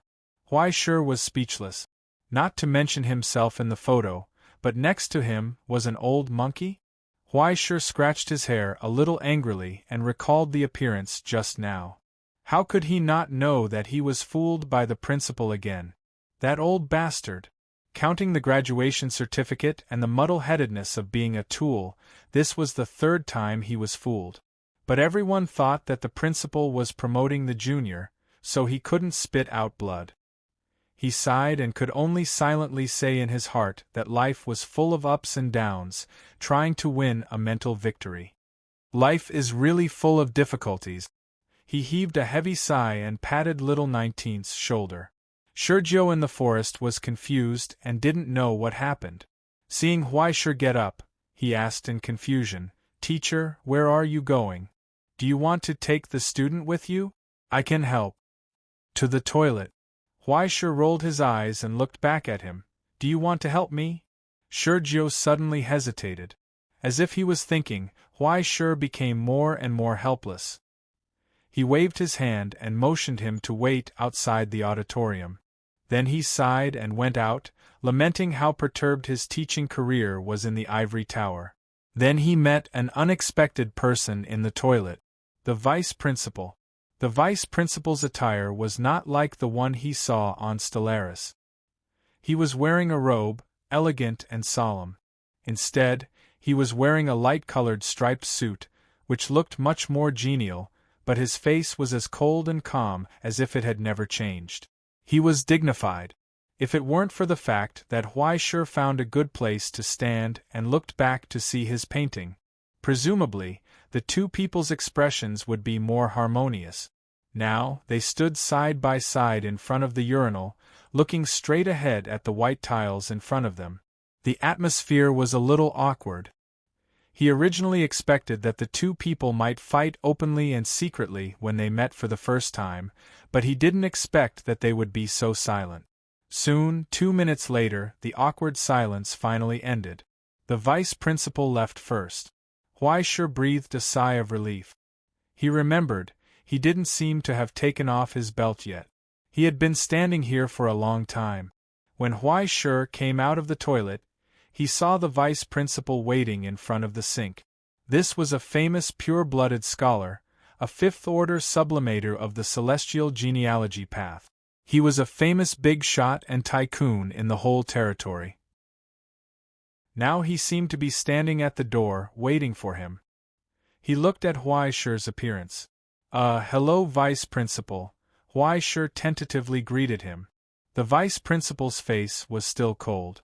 He just nodded slightly, then raised his hand, pointed to his chest, and pointed to Huaisheng's chest. In the silence, Huaisheng looked at the other's finger with a blank face. Then he looked at his chest. He didn't know what it meant. But soon, he suddenly understood. It was like the legendary Buddha's smile when he picked up a flower. Was this some kind of heart-to-heart technique? Or was it a hint from the vice principal? Tell him that he didn't care about the rumors outside at all. You have to understand that I have high hopes for you? So we must have a tacit understanding? Then, his fantasy was shattered. The vice principal frowned. "Tai," he said, "your tie is crooked." It wasn't until Huaisheng lowered his head that he noticed that his tie was indeed crooked, by about half a centimeter. "So you're just an old man with obsessive-compulsive disorder?" After he hurriedly straightened it, the vice principal's frown eased a little. Staring at the young man in front of him, he suddenly asked, "Do you know that I'm the lecturer of abyss ecology? You will be my teaching assistant from now on." Huaisheng hurriedly nodded. To a certain extent, the vice principal was actually his direct superior. It was no wonder that he was dissatisfied with his arrival. Who would want to have their subordinate stuffed with a nail by the principal? Very good. The vice principal nodded and told him bluntly, "This Wednesday, the abyss ecology class will start. You don't have to come." Huaisheng was stunned. The suppression had begun? And why was it so straightforward? Was the vice principal not giving him any face at all? Before Huaisheng could retort, the vice principal continued, "During this period, prepare the lesson plan. 2 weeks later, the chapter of abyss botany will be taught by you." Huaisheng's voice was even louder. He couldn't stand this turn of event. Oh my God, was this suppression or promotion? How did he suddenly go from a helper pouring tea and correcting homework to a lecturer? After making sure that Huaisheng understood, he was still expressionless. He just nodded and said, "Be careful. This is a big class. Don't make a fool of yourself." After saying that, he turned around and left, leaving Huaisheng alone. He couldn't figure it out. In the silence, only the Lord of the Flies in his arms finally couldn't stand it anymore. He sighed helplessly. "Brother, you're definitely going to make a fool of yourself." Chapter 501. What do you mean? Beelzebub rarely spoke, but Huaisheng did not mind playing the supporting role. "Are you saying that there's something fishy going on? Isn't there?" Beelzebub laughed wildly. "If I were the vice principal, I'd set up an ambush in the classroom.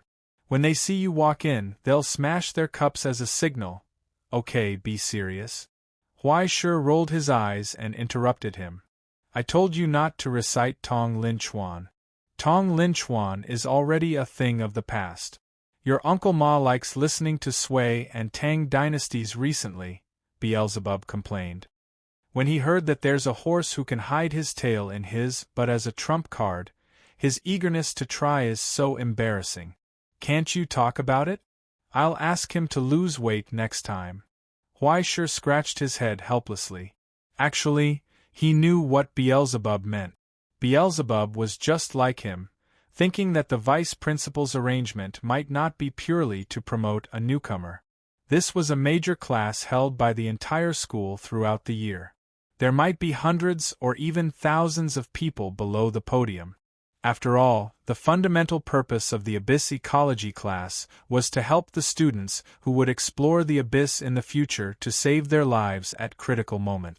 For such a critical and serious class, it might not be good if he taught it well.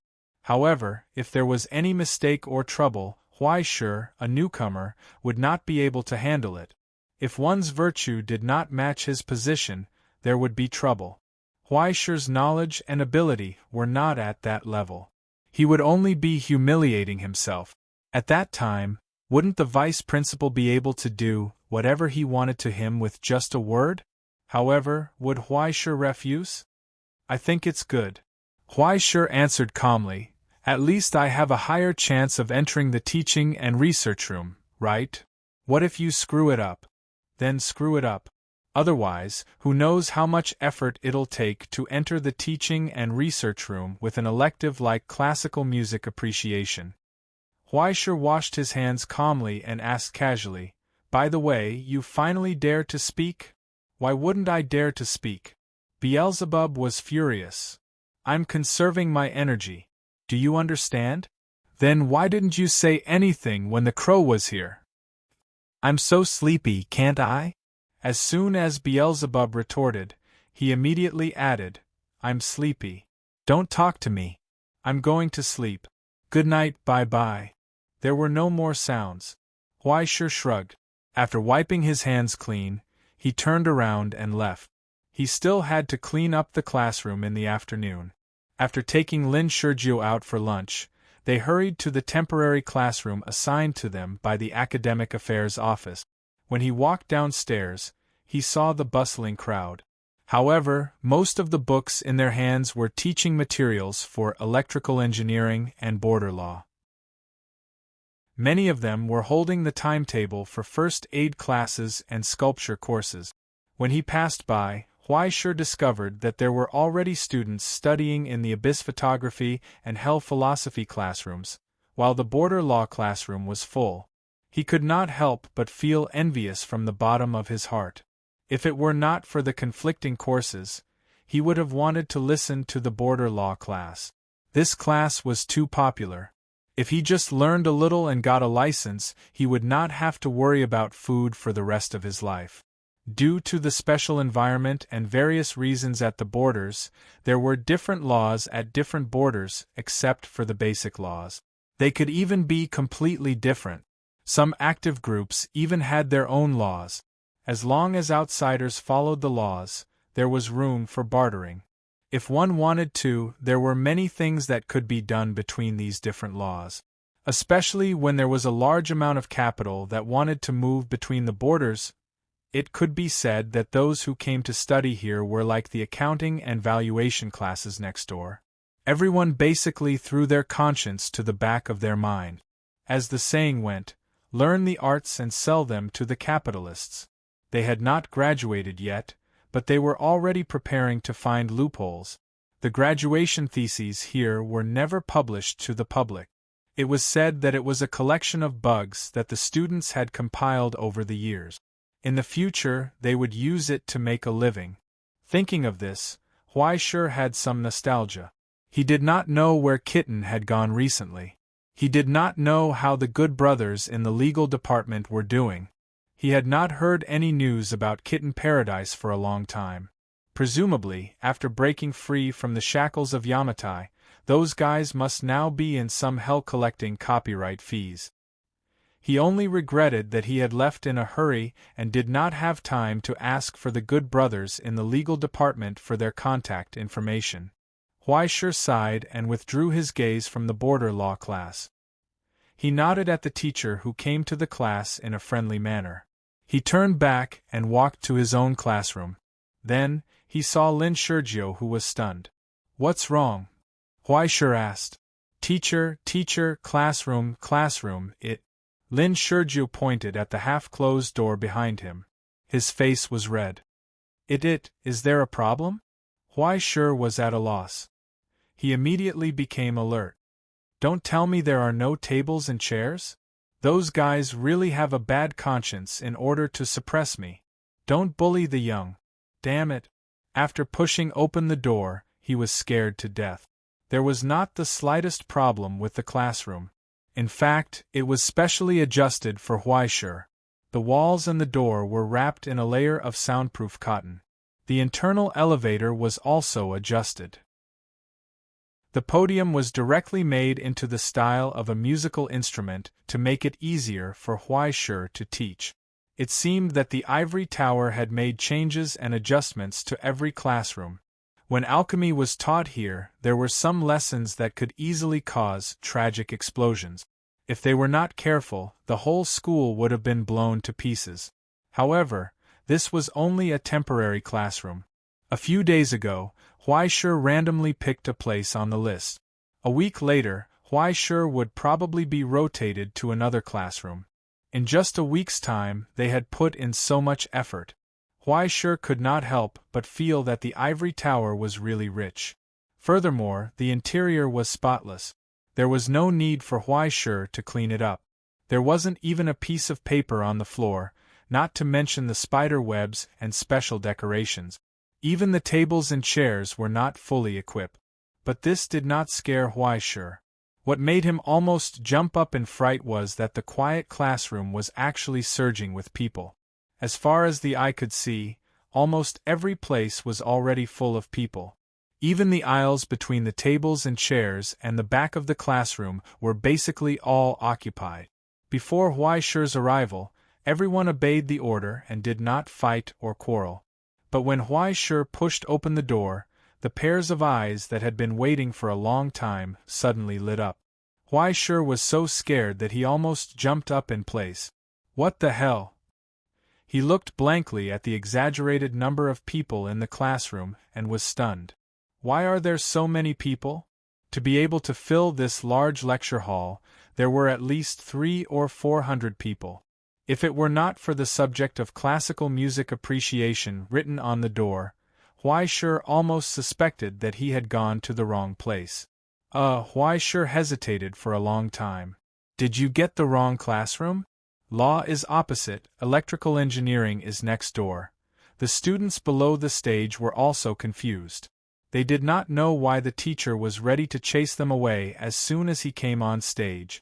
Soon, Lin Shurgyo had already figured out what was going on from the students and brought a few people on stage. Hello, Teacher Huaishur. The young man who looked feminine and slender took the lead and bowed. He handed over a form.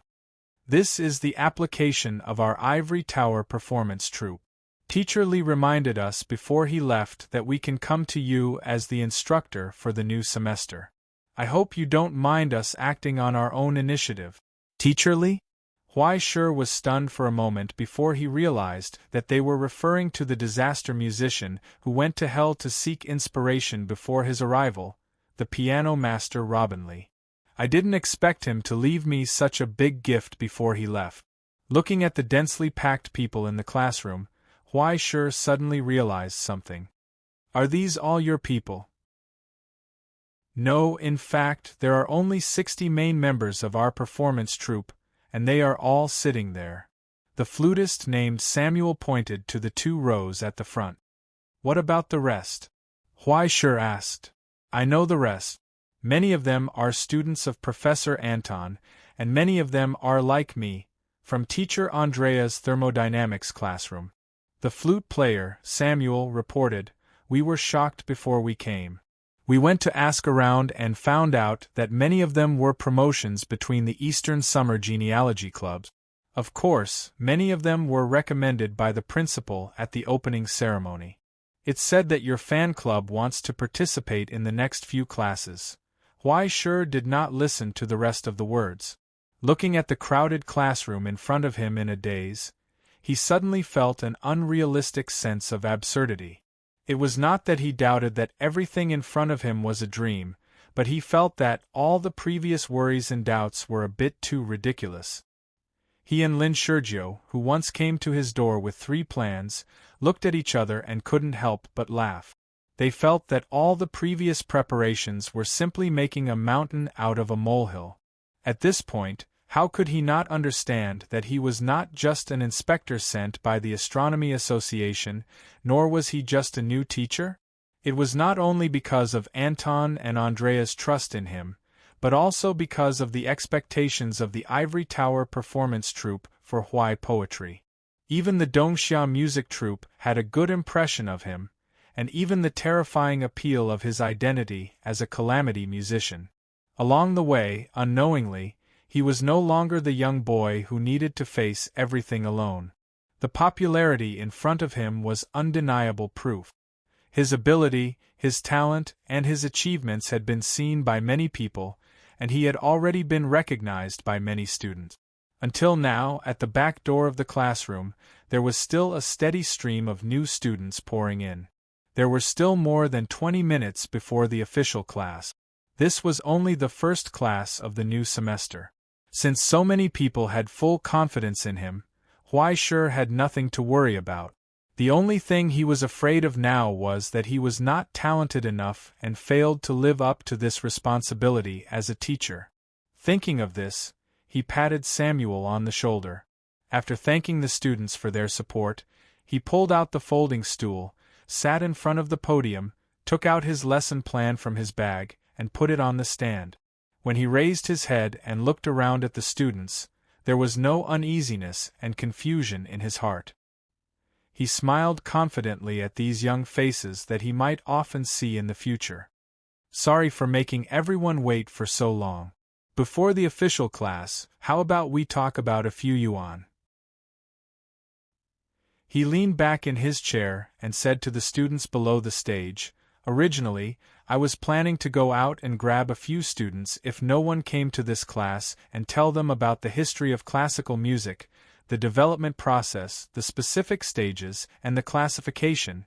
The people who came today are so polite. Those who have a foundation in music, please raise your hand." In the classroom, the students suddenly became excited. However, less than 1/3 of the people raised their hands. Most of the rest came to watch the fun. Not too many. Huai Shi looked down at the time.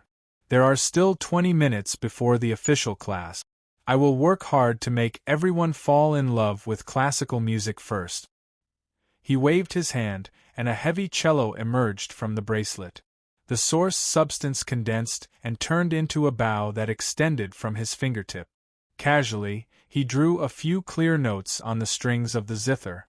4 or 5 simple syllables spread out, but strangely, the faint murmurs and low noise in the classroom dissipated. Everything returned to silence.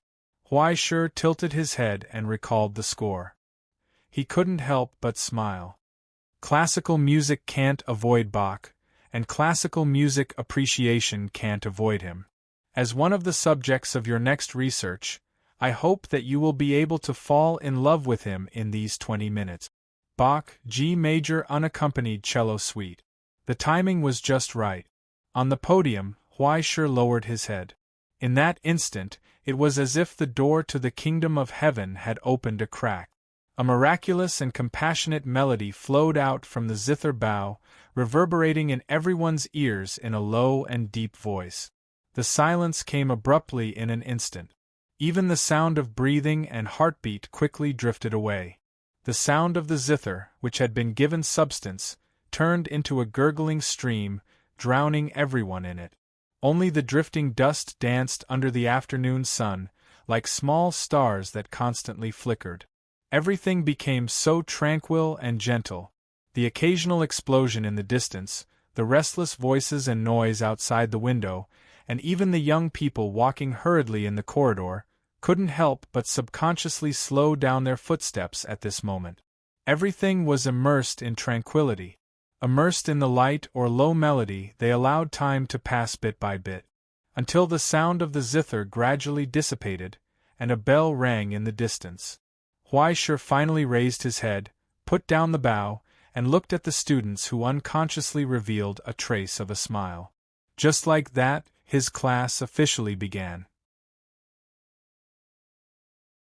Chapter 502. The effect of the first class was outstanding. It was not the result of the cello performance that satisfied Huai Shi. His skill level was almost off the charts. Even if he played a little widow, the students would be intoxicated. What Huai Shi really cared about was that after such a long time of preparation and revision, he finally explained the origin and development of classical music clearly. As a teacher, there were no obvious mistakes in this class, and he did not embarrass the class. And after Huai Shi finally said that he would not teach anything other than classical music in the elective class, except for the necessary demonstrations, he would not perform most of the performances himself. More than 80 people still took the elective class after class. Excluding the power of the ascendants and the abnormal attraction of the calamity musicians, art itself was charming. Otherwise, there would not be so many people willing to walk into the abyss in pursuit of their limit. There would not be a fanaticism like the group in the Hell's Music Union Association. As a teacher, Huai Shi just used his ability to open a shortcut for them, allowing them to understand the charm of classical music faster. After passing the application of the instructor of the Ivory Towers performance group, Huai Shi simply used public resources for private purposes. After class, he discussed with several performance group officers. In the future, most of the performances in the classical music appreciation class would be handed over to them. This also prevented Huai Shi, a cellist, from being blinded by the symphony and having to play in class. As for the students of the performance group, they would have 2 more practice sessions. They were the students who really loved classical music the most in the Ivory Tower. Whether it was to cultivate their sentiments out of interest, or because they hoped to become a calamity musician one day, it was a good thing to have a ready-made calamity musician willing to guide them and not be stingy with his demonstration and guidance. In particular, Huai Shi was particularly easy to talk to. He had a warm and gentle look. Compared with the gloomy and cold teacher Robin Lee, people were more willing to get along with him. If it were not for Huai Shi being rejected several times, there would be many people who wanted to specialize in Huai Shi's class and apply for a mentor. After these matters were settled, Huai Shi breathed a sigh of relief. It was a good start. According to the arrangement of the teaching and research room, he had a total of 8 classes this week, 2 in the afternoon every day.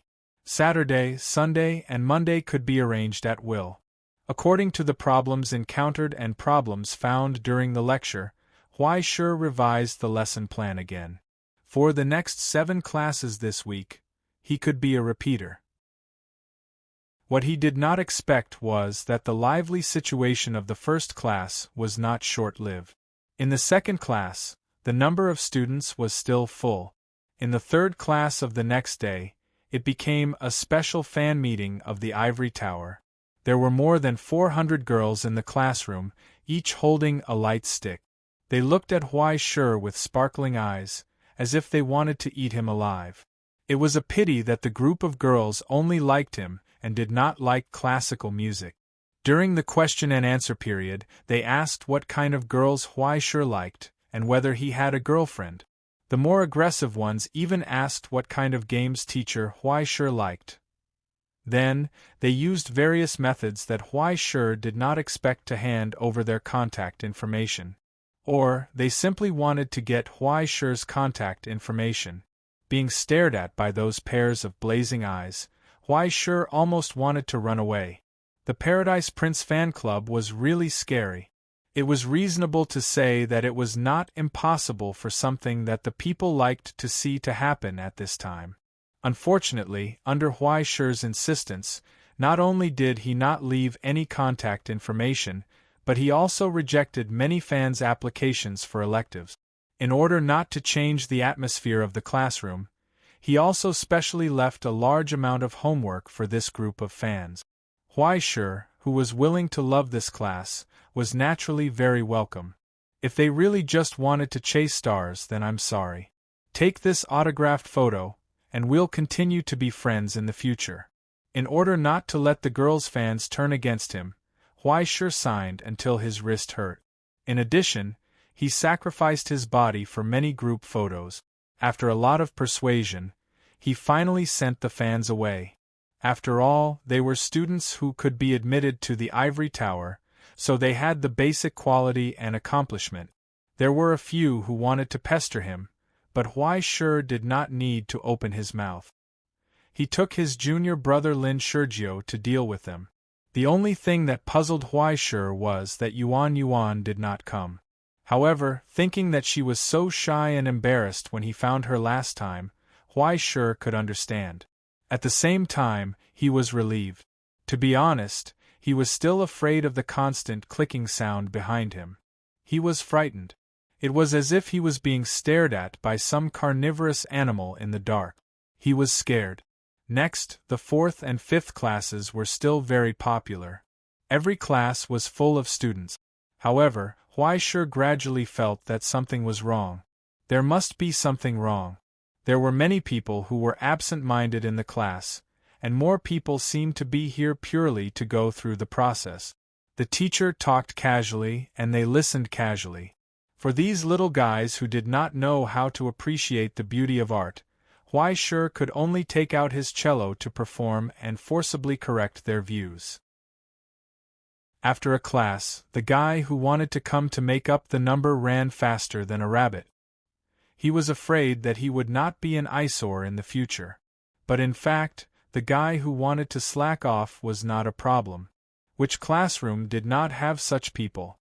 It was nothing more than choosing a major subject and casually choosing a few elective courses that looked easy and simple. What bothered Huai Shi even more was that when he walked into the classroom today, those students who looked indignant, angry, and hostile seemed to have a prejudice against Huai Shi from the bottom of their hearts. After listening, he left. Even if some people listened and changed their view of Huai Shi, there were still many people who did not have a good look on their faces throughout the whole process. Huai Shi finally felt that something was wrong. After a class, Huai Shi got up and picked up a broom to clean up the mineral water bottles and scraps left by those people. However, he saw a piece of paper covered with graffiti on the table. The graffiti on the paper was Huai Shi himself. It had to be said that the painter had some skills. Just a few strokes were vivid. However, except for the head, there was a grotesquely deformed body below. The body was bare, and the meaning was not very elegant. To put it bluntly, it was just the most common kind of ugly portrait of a teacher among primary school students. Huai Shi pinched the piece of paper, and could not help but frown. "Teacher, I've asked clearly." Lin Shurjiu rushed back from outside, wiped the sweat on his forehead, and reported in a low voice, "Many of the people who came today are said to be here because of the compulsory apportionment of the club. The higher-ups of the club stipulated that they must attend and take this class, which caused a lot of people to have feelings of resistance." Huai Shi listened and nodded expressionlessly. "Anything else?" Also, Lin Shurjiu hesitated for a moment, but in the end, he did not hide it. In the past 2 days, a lot of bad rumors about the teacher have spread widely among many student clubs. Generally, there is some hostility for no reason. However, there are also some clubs who admire the teacher very much. The 2 times have already caused a lot of unhappiness. However, I think that the situation is not as simple as it seems. It is very likely that they are trying to kill him by flattery, right? Huai Shi reacted faster than Lin Shurjiu. Even if he had never come into contact with these twists and turns before, after hearing Lin Shurjiu's report and combining it with his observations in the past 2 days, he easily saw through the hidden sinister intentions behind it. Now, among the students, those who hated Huai Shi did not really hate him, and those who admired Huai Shi very much did not necessarily like him. Only the unfounded and unresolvable conflict between the 2 sides was the key. There was no doubt that someone wanted to use this method to make this matter bigger.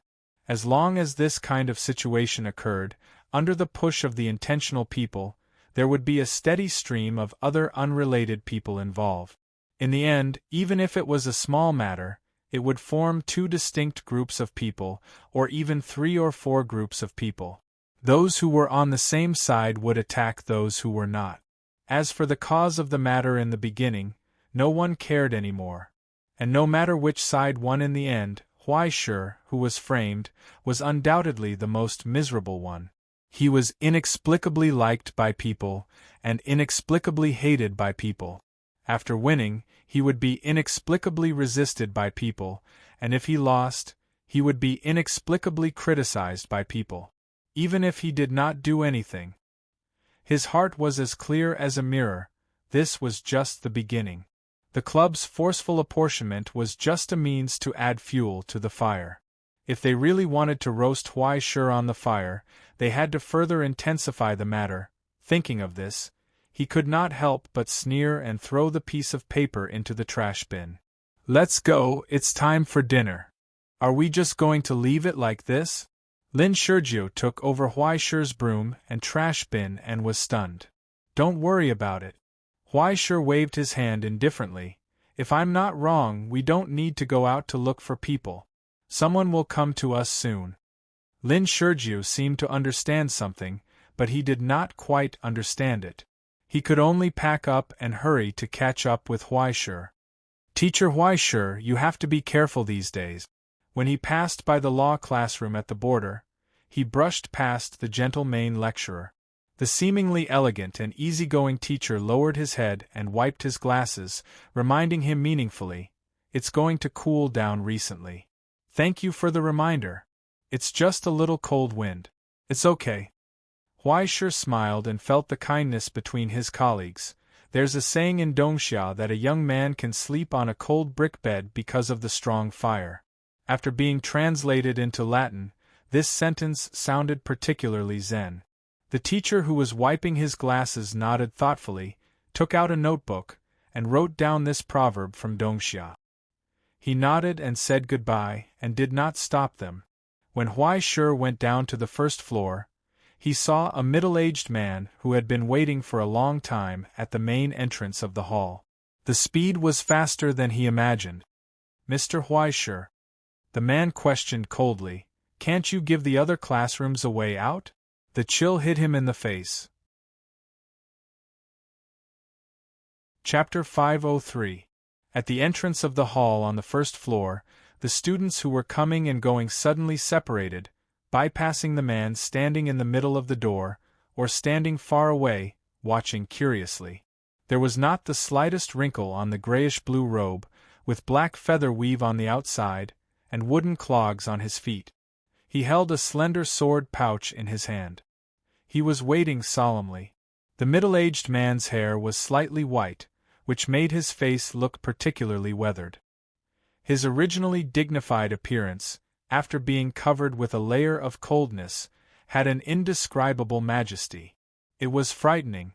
At this moment, in the face of this sudden question, Huai Shi raised his eyebrows slightly and looked at him carefully. "To be honest, I don't know what you mean, but I more or less guessed it.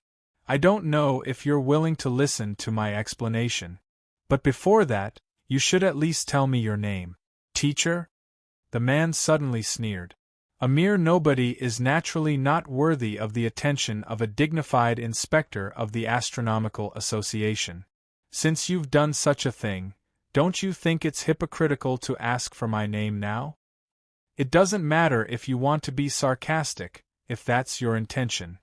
Huai Shi calmly raised his hand, handed the pouch with the lesson plan to Lin Shurjiu, and walked towards him. "Although I'm a little angry to be ridiculed for not doing anything, I still hope that this matter can be resolved in a more dignified way. So, let me reiterate again, I don't know who you are, and I don't know why you have such a big grudge against me. But if you're here to ask for an explanation, then before I explain, you should at least tell me your name first, right? Do you want to humiliate me again?" The middle-aged man flew into a rage. "It's useless to say more. Let me experience the power of the Astronomical Association's judges." He reached out and opened the pouch, revealing a long sword from Yingzhou. Here, he issued a challenge. "From just now until now, haven't you been humiliating me unilaterally?" In the midst of many onlookers, Huai Shi asked expressionlessly, "No matter what, bringing a sword to the door aggressively is not the attitude to talk, is it? Or do you just want to find a place to vent your anger?" In that instant, as Huai Shi stepped forward, everyone's vision blurred. After a moment of absent-mindedness, it was as if a gap had suddenly appeared in the middle of time, causing the entire process to disappear, leaving only the final result. Huai Shi, on the other hand, was like a ghost. He instantly traversed a distance of several meters and arrived in front of the middle-aged man without the slightest sound of wind. It was close at hand. "Now, let me ask you one last time." He stared at the pair of dilated pupils and asked softly, "What's the matter? Name?" Subconsciously, the middle-aged man stepped back. A sharp sound burst out, and the wooden clogs left two tragic marks on the smooth ground. In the face of the sudden change, his response could be said to be perfect. Moving as fast as lightning, he retreated 2 meters in an instant, almost breaking the glass on the back door. Finally, a safe distance was created between them. But when he raised his eyes, he found that Huai Shi's face was still close at hand, and the genial smile had not changed at all. He could not help but feel his hair stand on end. His right hand on the hilt suddenly clenched with force. With the push of his left thumb, the steel in the scabbard whistled out, "Draw the sword." Then, it came to an abrupt stop. "You can't." Huai Shi raised his palm, and at some point, it was already in front of the hilt. It was as if he had caught the weakness of the giant python in the hole, not allowing it to leave the scabbard. In this way, the blade was stuffed back into the scabbard inch by inch. No matter how the middle-aged man resisted, his face was ashen, and the palm that was pushing forward did not waver at all. It was not until the scabbard and the blade were joined together that a clear sound was heard. Huai Shi took a step back, and his smile was still harmless. As if provoking him, he signaled him, "Come again." A wisp of angry red appeared on the man's ashen face. He took a step forward in front of Huai Shi, slowly bent down, and got into a fighting posture. Like the bowstring of a longbow gradually being tightened, a terrifying tension gathered on his 5 fingers holding the hilt of the sword. He was ready to strike. Only a piercing chill spread out from the steel in the scabbard with a thirsty sound. The killing intent was piercing to the bone. There was no room left. This was a real duel between real swords. But Huai Shi was still smiling, standing in the same place, and did not move. He just looked at him. In the gradually solidifying dead silence, only bean-sized beads of sweat slowly dripped from the warrior's forehead, soaking his collar and the broken floor under his feet. He did not move. Only the sound of the long sword in the scabbard became more and more shrill, so sharp that it hurt everyone's eardrums and rose crazily. In the end, in Huai Shi's waiting, a cry of despair burst out. There was a shattering sound from the scabbard. The blade that was not out of the scabbard was broken in the scabbard. With the shattering of the long sword, the middle-aged man suddenly seemed to lose all his vitality. His face was pale, and he could no longer support his body. He staggered and fell to the ground. How could he not understand the gap between them? He was defeated without even drawing his sword.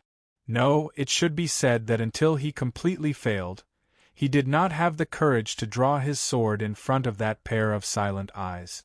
Fear for no reason arose from his intuition, absorbed his consciousness, and made him frozen in place, unable to move. "Yes, I have lost." The weary middle-aged man struggled to support his body with the scabbard and gasped for breath. "Today, I, Sasaki Kayomasa, came to humiliate myself. From now on, when I meet Mr. Huai Shi, I will naturally retreat and not dare to have any entanglement." When he said this, his voice trembled slightly. His eyes were filled with extreme sorrow, and he was unable to control his emotions. He was on the verge of tears. He had to lower his head, stagger from the ground, and try to escape in embarrassment. But he heard a soft voice behind him. "Did I let you go?" Amidst the faint clamor, a deathly silence abruptly descended. The low words with unimaginable weight and chill made the hall freeze again. Sasaki Kayomasa froze in place. In the reflection of the glass door in front of him, he vaguely glimpsed the young man's reflection. It was fleeting like a bubble, and it was difficult to see the substance. But in a moment of trance, it seemed that there was endless darkness rising to the sky and swallowing everything. It formed a terrible vortex that made people's hearts palpitate. Under the cover of darkness, he finally realized the source of the fear in his heart. Beside him, two dark and ferocious shadows had appeared out of nowhere. One held a heavy red axe in both hands, as solemn and dignified as a priest. The dagger in the other shadow's hand was already pressed against his neck. He felt a piercing coldness. At this point, how could Sasaki Saimasa not understand that from the moment he stood in front of Huaishur, his life was no longer in his hands? In the silence, Huaishur walked to his side and asked, "Sasaki-sensei, right?" "Yes." Under the erosion of coldness, Sasaki Kayomasa raised his head with difficulty and responded proudly, waiting for Huaishur's judgment. But after a short period of silence, Huaishur raised his head from meditation, but suddenly grinned and showed a warm smile. Darkness, ghostly shadows, frost, and death vanished in an instant. Only a face full of enthusiasm was left. "Sasaki-sensei."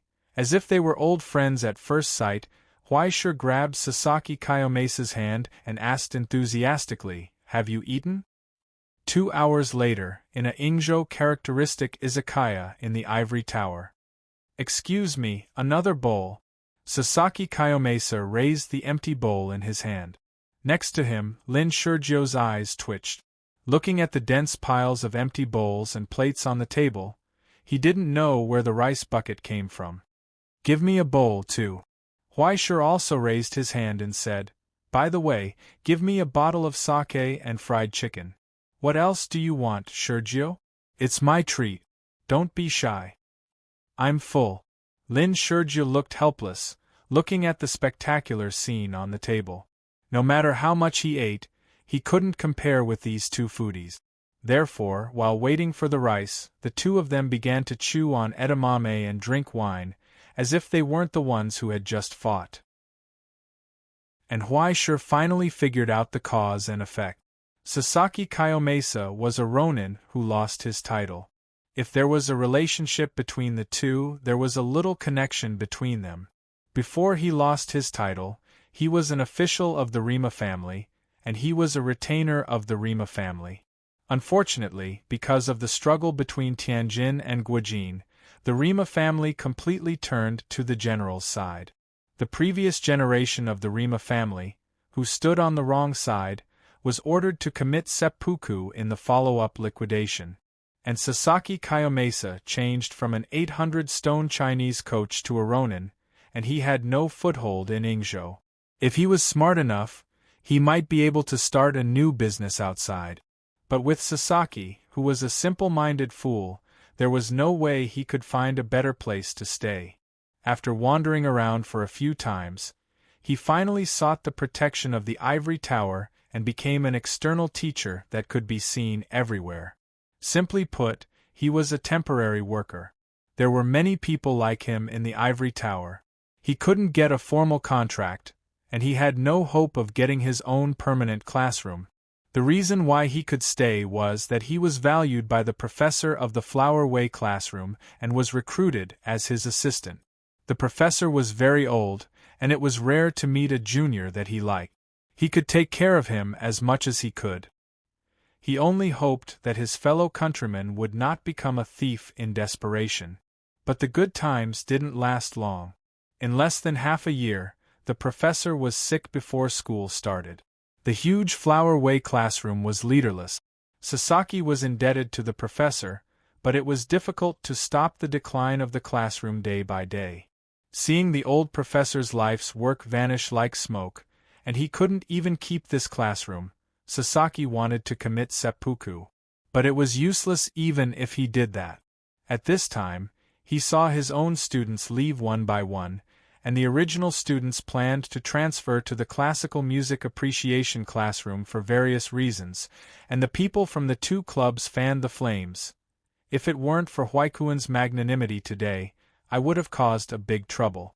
After eating, Sasaki sat up straight again.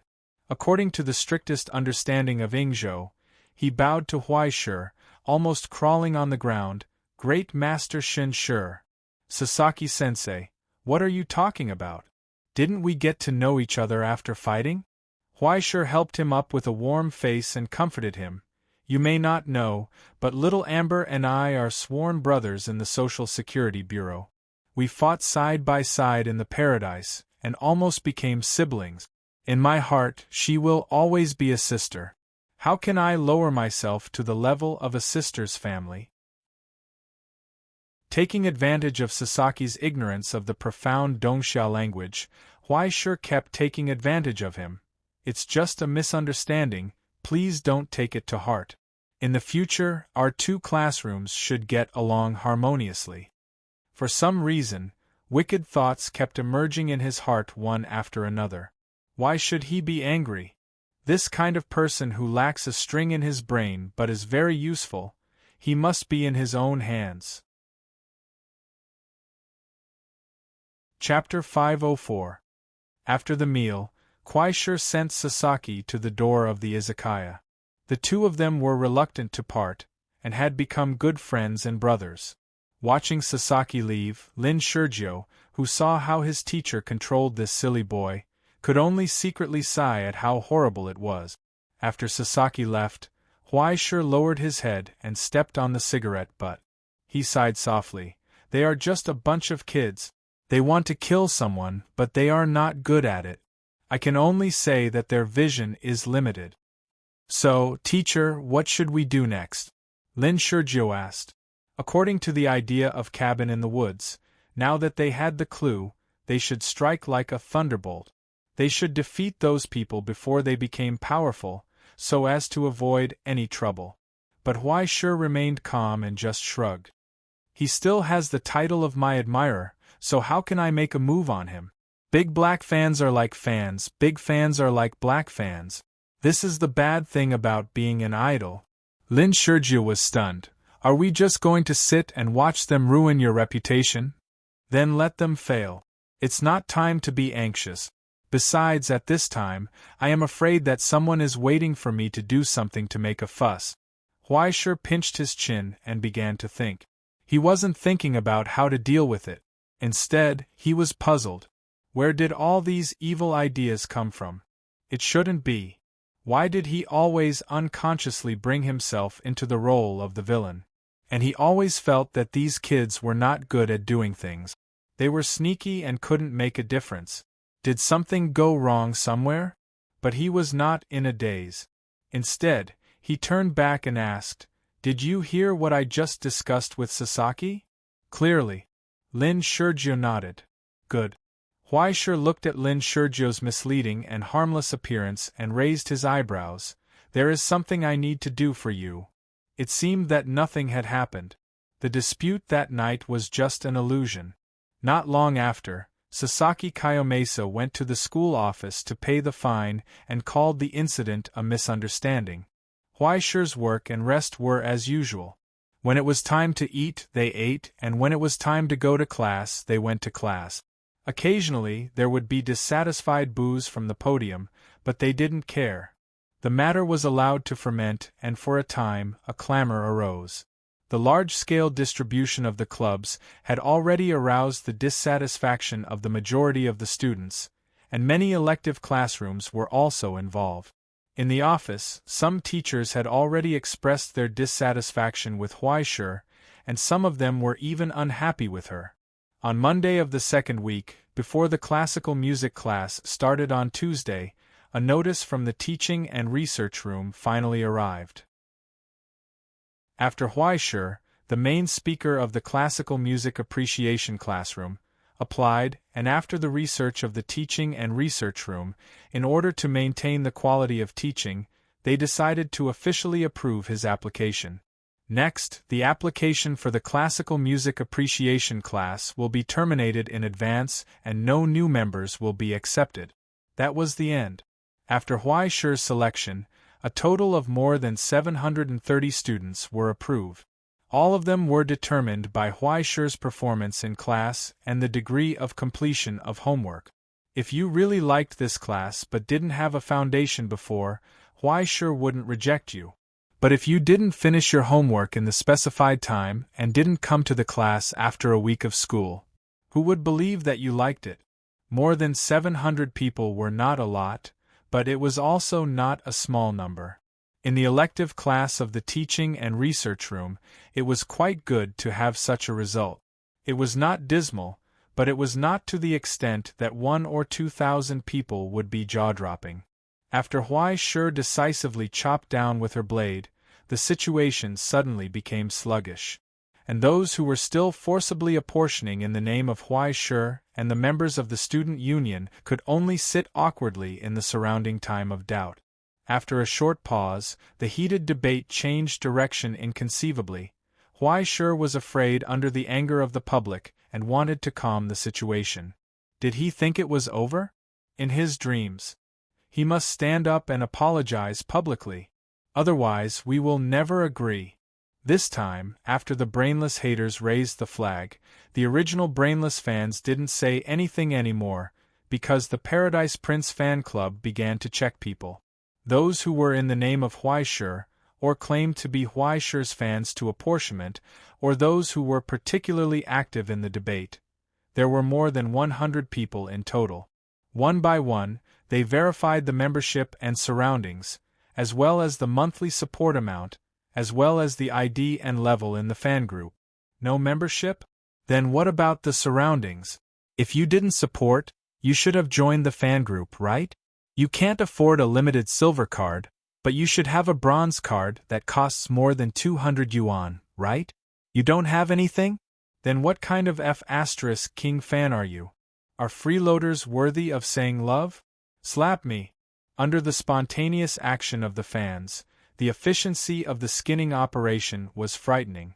After the skinning, it was discovered that more than 80 out of 100 of the active fans were freeloaders of unknown origins. Those brainless fans were brought back by the fan club to be re-educated, and the names, photos, and details of what the freeloaders had done were all exposed. They were posted on the Ivory Towers forum and became a hot topic. There were even members of the student union and connections among them. More or less, they were labeled as pureblood. Conspiracy theories, informants, and even people who wanted to muddy the waters kept appearing. For a time, there were melons everywhere, and the pace of the news, whether true or false, was simply too much to bear. At the same time, Whistler Fred's Morgan felt his claws go numb. It could be said that if you ride a tiger, you can't get off. As a pure-blooded, his conflict with Huai Shi didn't just come from wanting to help his cousin Martin get the only classroom slot this year. It was even earlier than that, as early as the incident on Stellaris. He had a total of 2 sisters and a younger brother. In the division of the Grand Duke, the part of Stellaris was the property that was prepared for him in the future. In the end, he didn't expect that when he was half a month away from adulthood, Stellaris would suddenly disappear.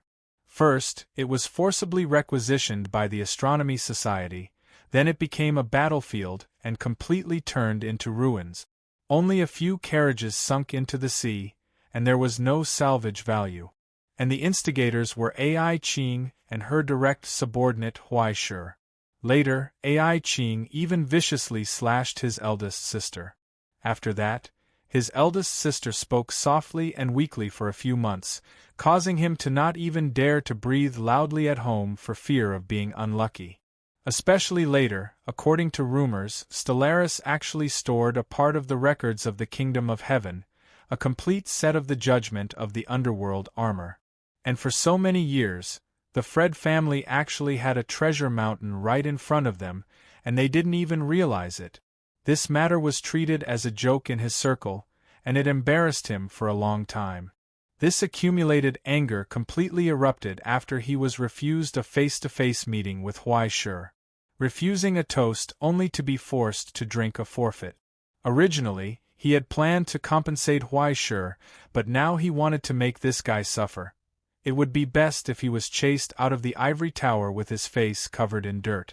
But in the end, he didn't expect that Huai Shi would not only not jump into the hole he had dug, but he was about to bury himself. He was afraid that it wouldn't be long before his existence was exposed, and then he would lose face. He was now beginning to hesitate whether he should pay a price in exchange for why sure not to kill them all. But thinking of his arrogant attitude that day, Morgan felt a surge of anger from the bottom of his heart. It shouldn't be said to be contempt, but to treat the name of the Howler, which he valued so much, and the Fred family, which he was so proud of, as dust. A temporary setback would only make him suffer for a few years, but if he backed down now, he would be ashamed of his weakness for the rest of his life. But now, he didn't have any cards to play. He wasn't the head of the Fred family, and the purebloods in the teaching and research room weren't servants that he could order around. Or rather, it could be said that they had always been respectful towards these people. Those teachers wouldn't give face to a student like him, and they wouldn't agree to get involved in this kind of meaningless dispute. If he dared to make this request, not only would the vice principal be angry, his elder sister would probably call to reason with him. Now, he had missed the best opportunity. When the debate was at its most intense, it wasn't that he didn't try to add fuel to the fire and make other clubs hate Huaishur. This included letting people use Huaishur's name to express contempt in the Comprehensive Martial Arts Club, and passing on Huaishur's disdain to the Roman Swordsmanship Club. But the problem was that the biggest premise of the plan was that Fangde didn't match up to his position. If Fangde was just used to keeping a low profile, then all this effort was just to give him a chance to show off. Just like the Comprehensive Martial Arts Club. After the instructor heard this, he didn't fly into a rage. Instead, he was full of shame and turned back to the group of animals who were addicted to fitness. From today onwards, give me an extra 3 hours of sparring time. The king of heretics, who had once beaten all the opponents in the abyss with his pair of iron fists, and who was recognized in the orthodox orchard gym, had spread like wildfire. Huaishur said that he couldn't train well. That proved that he really couldn't. What else was there to fart about? The president of the Roman Swordsmanship Club was even more ruthless.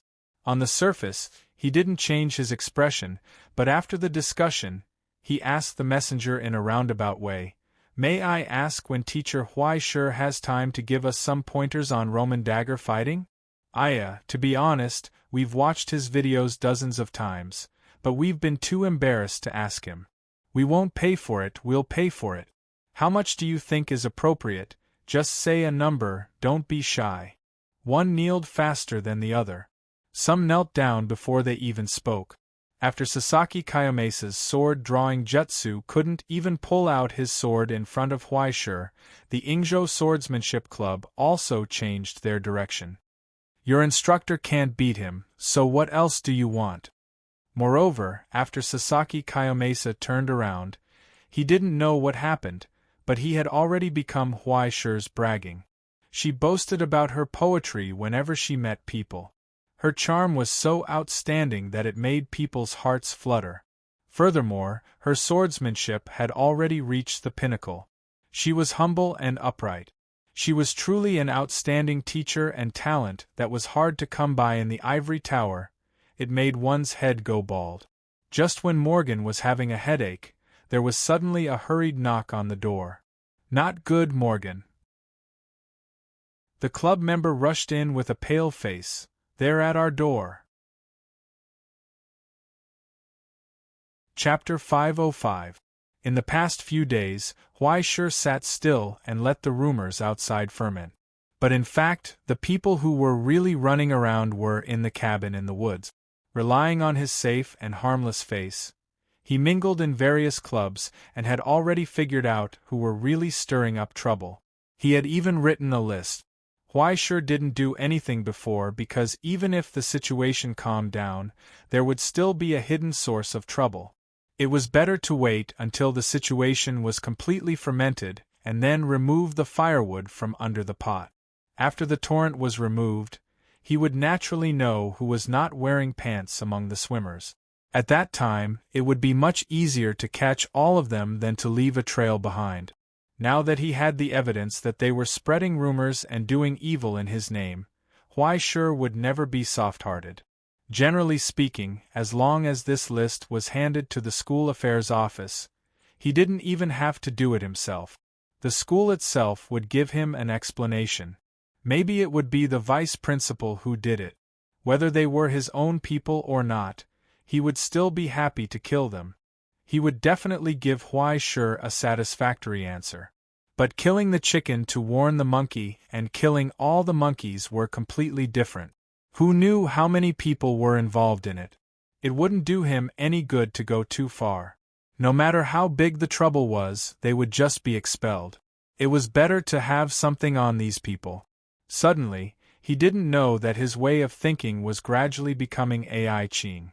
Huai Shi walked, hummed a song, and found the first club in this way. The Ivory Tower Sprint Sports Meet. Then, he saw the mess everywhere. There were groans and wails. As if Godzilla had swept through, the door was broken, the sports equipment inside was askew, and several students were lying on chairs and yoga mats with bruises and swollen faces, wailing. Damn, what's going on? Lin Shurjo poked his head out and was shocked. He immediately pulled Huai Shi to run away. Teacher, let's go. They are framing us. It was still Lin Shurjo's natural instinct to commit crimes. If he didn't guess wrongly, this group of people must have deliberately made it look like this to frame them. But before they went out, they heard a voice of grief and indignation outside the door. You guys are too much.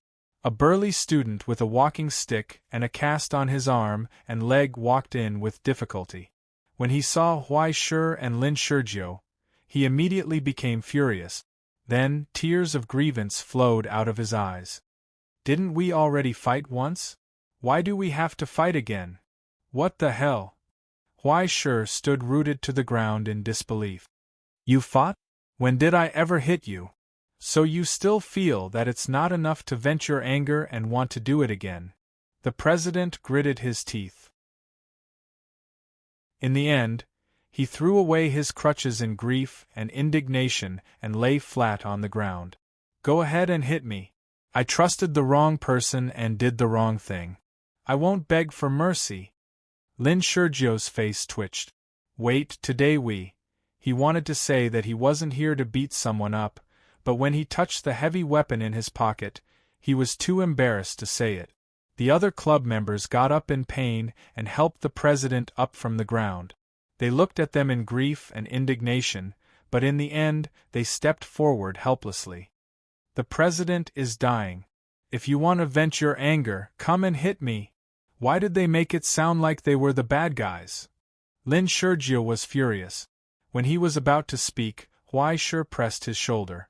Of course, Huai Shi could tell that these people's injuries weren't caused by someone trying to extort them. Moreover, the person who did it was rather restrained, only breaking their arms and legs. Mr. Huai Shi, please don't worry. Since we lost, we have to admit defeat. The president pushed the other club members away and walked forward. Our sprint club has integrity. We won't make the same mistake again. Tomorrow, we will publicly apologize to you and clarify the misunderstanding. If you're still worried, we can sign another apology letter. Huai Shi and Lin Shurjo looked at each other. So, someone did come here in advance? He even forced them to agree to a public apology, write an apology document and sign it? Who came to you just now? Lin Shurjo blurted out. The second club, the basketball club, the third, the debating club, the fourth, the speech club, until the ninth club, the Ivory Tower Environmental Protection Association. All of them were beaten to the door. The better ones only had an arm or a leg broken. The worse ones even had their waists broken. Anyway, the infirmary was there. As long as they didn't die, they could be saved. At most, they would have to rest in bed for a month.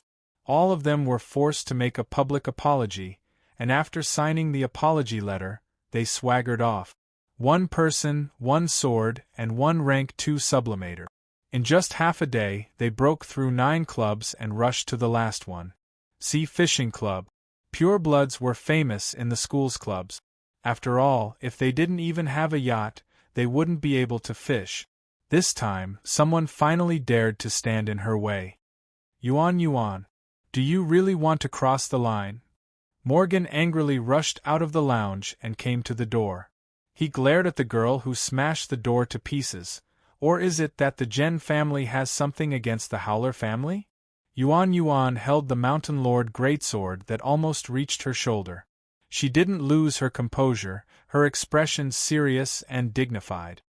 Don't mention the family so easily, Morgan, she calmly said, because I can represent the family and you can't.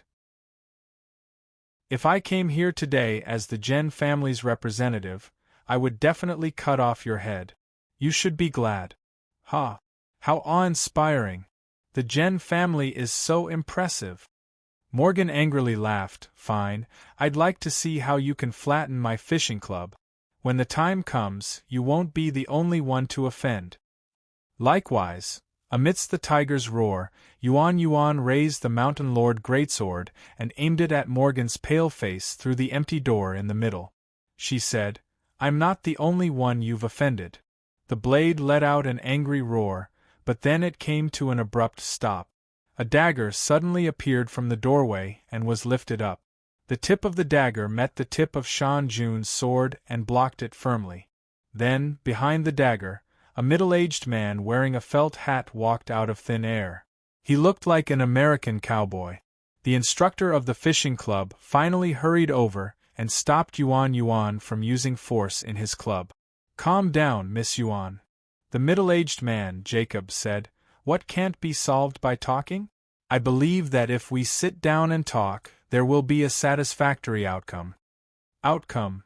Yuan thought for a moment and tilted her head. A public apology, a letter of apology, and a broken arm. She glanced at Morgan and said, I want my left hand. Yuan, don't meddle in other people's business. It's not your turn to seek justice. Morgan was furious. What, do you fancy a pretty boy and want to?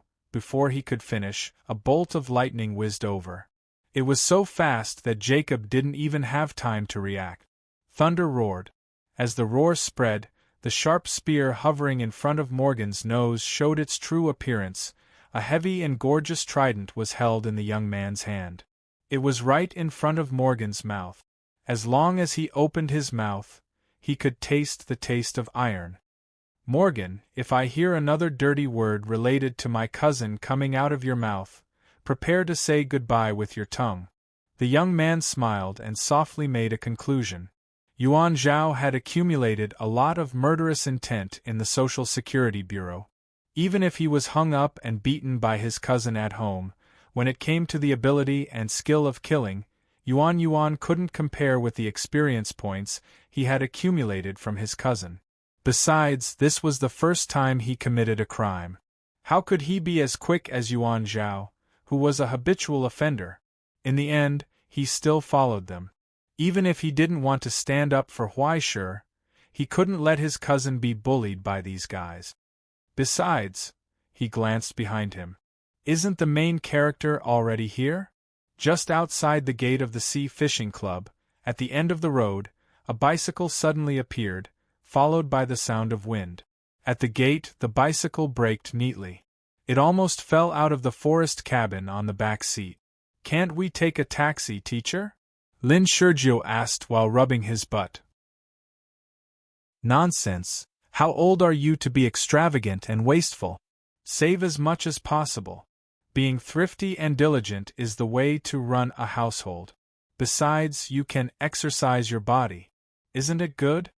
The young man on the bicycle retorted loudly. He raised his head and looked at the huge Sea Fishing Club that was like a manor and the scene at the gate. He nodded. Yo, you're all here. The atmosphere became more and more dignified. It didn't relax because of his arrival. This made Huaishur begin to doubt those idiotic netizens. Didn't they say that if you said something at the end of your speech, you could blend in with the kids nowadays? Why didn't it work? Has everyone eaten? Huaishur propped up the bicycle and asked habitually. Before they responded, he reached out and patted Yuan on the shoulder. Thank you. Yuan froze for a moment and looked away in a panic. As for the original photo, He didn't see it. His gaze fell on Morgan's face. He couldn't help but pinch his chin and smile. Morgan's face faintly paled, and he couldn't help but take a step back. Jacob stood in front of him and stared at Huaisher's eyes.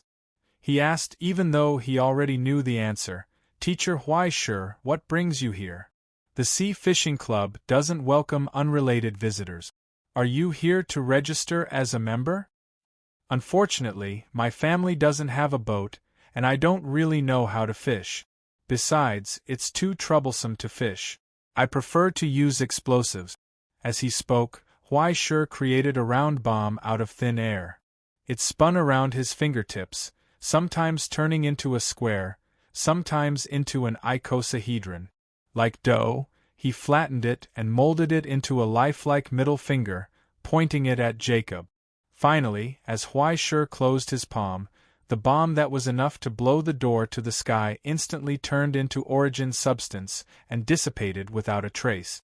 In the silence, someone finally let out a sigh of relief. However, they heard Huaisher's cold voice. "I'm here for 2 reasons, he said. "The first thing is that some bad things have happened between my classroom and my students these days." He stared at Jacob in front of him and asked with a faint smile, "Do you have any leads?" Chapter 506. I've only been here for a week, and I've received thousands of complaints. Hundreds of scapegoats have been thrown in my classroom. Do you have any leads? Jacob's face twitched when Huaisher stared at him with narrowed eyes. Behind him, Lin 19 calmly took out a thick list of names from his pocket. He patted the list and grinned at Morgan. He wanted to show that they came prepared. Some people recognized Lin Shurgio, but they didn't expect him to stand on the opposite side like Yuan. They couldn't help but stare at him angrily. Meanwhile, Lin 19 was hiding behind Huaisher, acting like an arrogant lackey who had achieved his goal. He was doing everything he could to provoke them. Harvesting waves of negative emotions, he felt more and more refreshed. No matter how small a mosquito was, it was still meat. Especially the resentment of a sublimator, it was a great supplement for a sublimator on the path of sin. It was a pity that the previous 9 waves of leaks had been cut off by Yuan. Otherwise, if he had seized the opportunity, he would have accurately pinpointed the boundary between making the other party feel uncomfortable and furious. Then, he would have grasped the weakness of the other party and harvested their resentment slowly and steadily. Wouldn't it be perfect? Jacob didn't speak, and neither did Huaisher. They just looked at him quietly. He came here today to ask for an explanation. If Jacob couldn't give him an explanation, he didn't mind getting it himself. Otherwise, people would think that he came to the ivory tower to be a prostitute.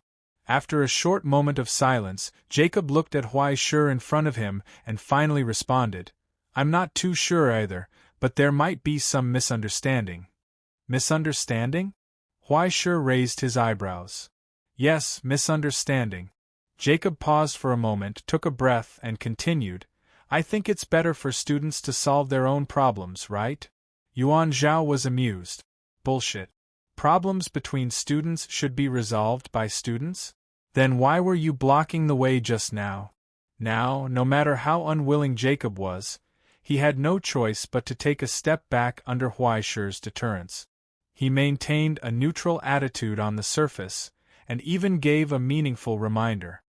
"If the students in your classroom have any opinions about us, we are naturally willing to fight it out. However, as a teacher, if I were to get involved on impulse, I'm afraid that the outcome might not be what I want." Hearing that, the students of the Sea Fishing Club behind him stood out without his order. They all looked burly and energetic, as if they already had rich experience in this kind of door-to-door matters. On the other hand, Lin Shurgio, who was standing behind Huaisher, didn't look like he could fight very well. The scene suddenly became bleak and desolate.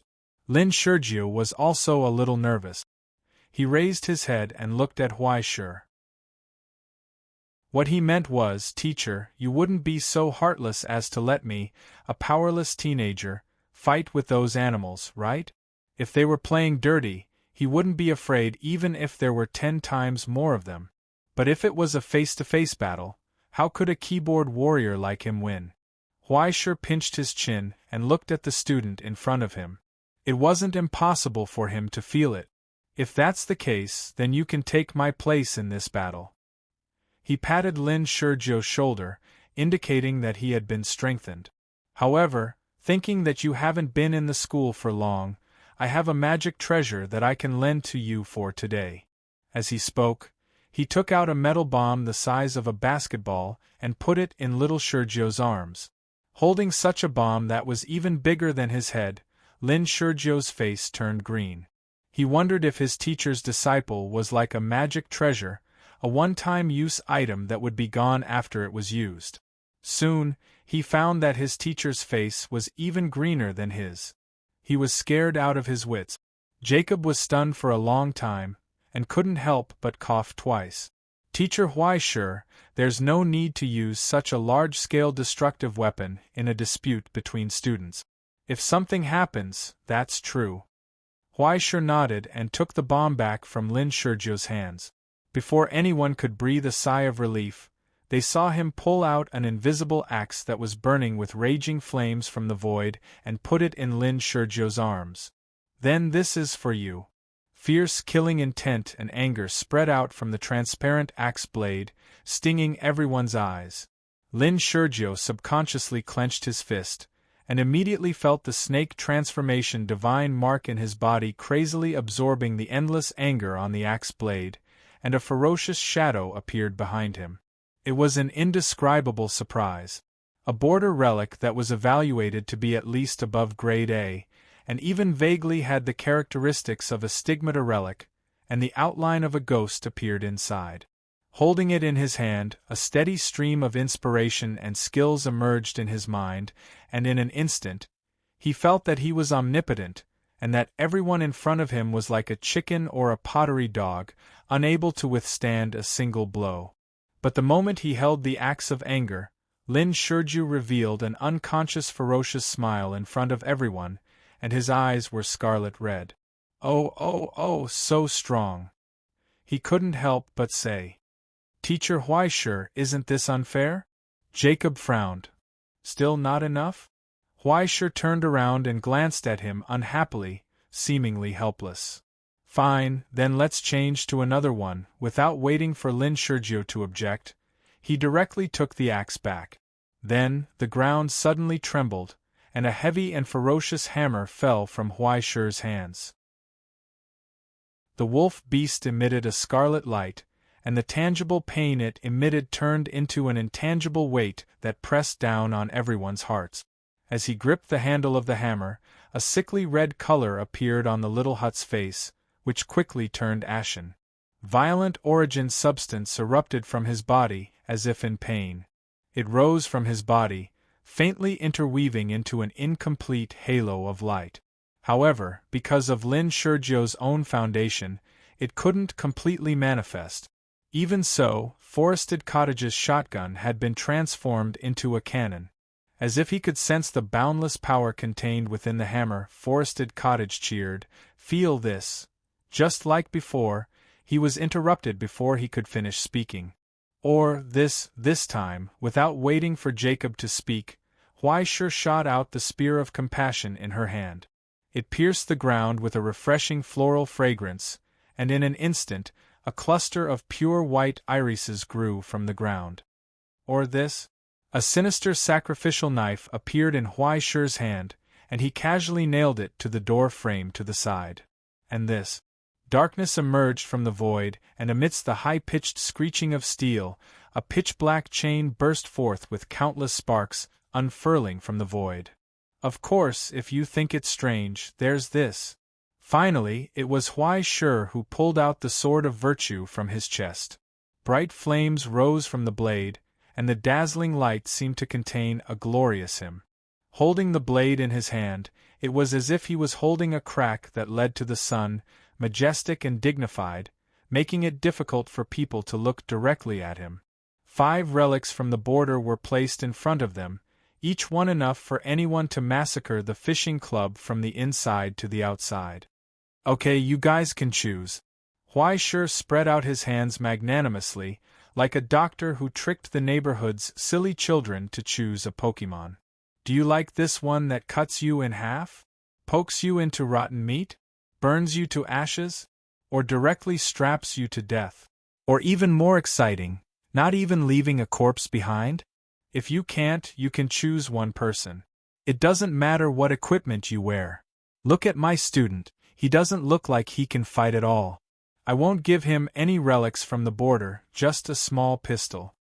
Huai Shi's fingertips twirled the Lord of the Flies as he asked with a smile, "Don't say that I'm bullying you. Everyone's life and death is up to fate. How about it?" Mr. Huai Shi, suppressing people with power is not the way to solve problems. Jacob's expression gradually turned ugly. Besides, even if we win with an external object, it's not much of a glory, right? Then what should we do? Huai Shi was almost amused. He pointed at Lin Shurjiu and said, "Anyway, there's only one person in the classical music classroom. What else do you want? Why don't you let him fight with his bare hands? He deserves to be beaten to death. What do you think?" Hearing the teacher's words, Lin Shurjiu was so scared that his legs turned to jelly. His mind was full of scenarios where he would really be beaten to death here, and then the teacher would use this as a pretext to make a big deal out of it, and finally take advantage of the situation to set off a bloody storm in the ivory tower. And he would be the loser who died tragically at the beginning of the story. He pitted himself for being so attentive, but why did the teacher have no humanity at all? Then let me do it. Before Lin Shurjiu could cry, and before Huai Shi could take advantage of the situation to attack, a voice came from the side. It was Yuan, who had been silent until now. The girl in the gray skirt took a step forward and said with her head held high, "Let me represent the classical music classroom." While everyone was briefly stunned, she raised her hand to Yuan Zhao. Although Yuan Zhao was very reluctant, in the end, he took out a completed form from his pocket and handed it over. In the end, it was handed over to Huai Shi. "Although it's a bit late now, please consider my application as a teacher," the girl solemnly asked and handed in her application form in front of everyone. All the seals and procedures were complete, and all the procedures had been completed. As long as Huai Shi signed, she would be a member of the classical music classroom, and spend 4 years in the ivory tower as Huai Shi's student. Or even longer. Huai Shi looked at the handwriting on the form and was silent for a long time. Then he raised his eyes and looked at her. "Are you sure?" "Yes." Yuan nodded solemnly. "What about your family? You don't object?" Huai Shi asked again. "You should be under a lot of pressure." "Second grandpa has agreed." Yuan Zhao's voice came, full of hidden bitterness. His objection to the family's arrangement was not ordinary. The difference in treatment was too big. Why was he so strictly guarded against? But Yuan was not forbidden. Until yesterday, he knew that his family did not mean to arrange anything for Yuan. They really did not arrange anything. After knowing that Yuan wanted to chase stars, his family did not fly into a rage, but were moved to tears. She could chase anyone. My daughter has grown up, so she should be more lively. In college, she should learn something she is interested in and develop her hobby after school. I think classical music is good, much better than your fourth uncle who plays Suona all day long. As for Yuan Zhao, I heard that you wanted to skip class yesterday? Come here, die for me. No matter what, the Yuan clan's older generation's love and tolerance for their children was something that many other strict clans could not compare to. It was enough for Huai Shi to feel how heavy this trust was. He was silent for a moment and asked seriously, "Have you decided?" Yuan nodded again without any hesitation. Then, Huai Shi took out a pen from his pocket and signed his name in the signature column. "Then, I accept your application as a teacher." Lin Shurjiu next to them was stunned. Incredible! No, why was it that they were all students, but why was the treatment so different? Why did he cry, make a fuss, and threaten to hang himself, but become happy and simple when it came to Yuan? Was the difference between a stinky man and a young lady so big? He did not dare to say anything, nor did he dare to ask. He could not immediately go to Southeast Asia to perform a surgery with local characteristics, so he could only silently feel jealous. He did not know why, but he suddenly felt that the days of being wronged like a little wife would be very long in the future. When Yuan stood in front of them again with the Shan Jun sword in her hand, everyone found that, after a circle, things had returned to the original track. It was just that this time, Yuan came to attack them more reasonably, without any worries, and even more straightforwardly. Nothing had changed at all. Jacob's face twitched and he forced a smile. This is a bit against the rules. Then what is considered to be the rules? Huaishir asked indifferently. Why is it that you are always reasonable? We can't let you take advantage of all the advantages, right? Or is it that the same thing is called pursuing a victory, but it is called making trouble for me? Since some people refuse a toast only to be forced to drink a forfeit, why don't we ask the school administration to make a decision? Silence suddenly fell. Jacob's face became more and more unsightly. Why are you so aggressive, Mr. Huaishir? He asked in a low voice. These students just made a small mistake. Do you really want to be so ruthless? He did not fly into a rage as expected. Huaishir smiled. Then, let's end the first thing here. Let's talk about the second thing. Jacob's heart jumped inexplicably. Chapter 507. It wasn't just Jacob. Morgan's group's eyelids were also twitching. They glanced to the side discreetly and stared at the student who had just rushed back. The student who had specifically gone to seek help from other teachers had rushed back. His face was pale and he shook his head helplessly at Morgan. Other than Jacob, no one was willing to come. Morgan's heart sank. Then it felt even colder, because Huaishir looked over. I heard that there are many of my fans here. They should be the ones, right? Huaishir asked warmly, but for some reason, they suddenly felt a chill run down their spines. They wanted to defend themselves, but what was there to defend themselves at this time? Weren't they secretly instigating this? Since they had already come to find them, what was the point of explaining? Thank you for your love. Huaishir smiled gently and took a step forward. Today, I'm here to hold a meet and greet for everyone. Bang. The entire club seemed to shake. They felt the power of the trampling. Under Huaishir's feet, the club's tiles cracked. After drilling through the cement surface, the footprints sank deep into the soil. He walked into the Pure Bloods Club in such a grand manner. Looking around at the exquisite decorations, he sighed. At this time, Jacob could no longer sit and watch Huaishir act so arrogantly. He angrily blocked his path and glared at him. Are you not going to give us any face at all? What else? Huaishir sneered. In the end, what does this have to do with you? Teacher, you think too highly of yourself, don't you think? In the end, there is no room for you to interfere. Jacob was furious. I'm the instructor here. Then you'll be in charge. Huaishir's expression instantly turned cold. Before he could react, he took another step forward, causing the entire club to shake again. Today, I brought my student here not to denounce him, but to tell him that justice is here, but it is not given by others. You have to take it for yourself. Huaishir stepped forward, pressing on step by step. Since you just said that the students should settle their own matters, then the dispute between teachers should be settled by the teachers. We have to show them how adults solve problems with their hands, not their mouths. He stared at the face in front of him and asked word by word, Other than your mouth, what else do you have to show?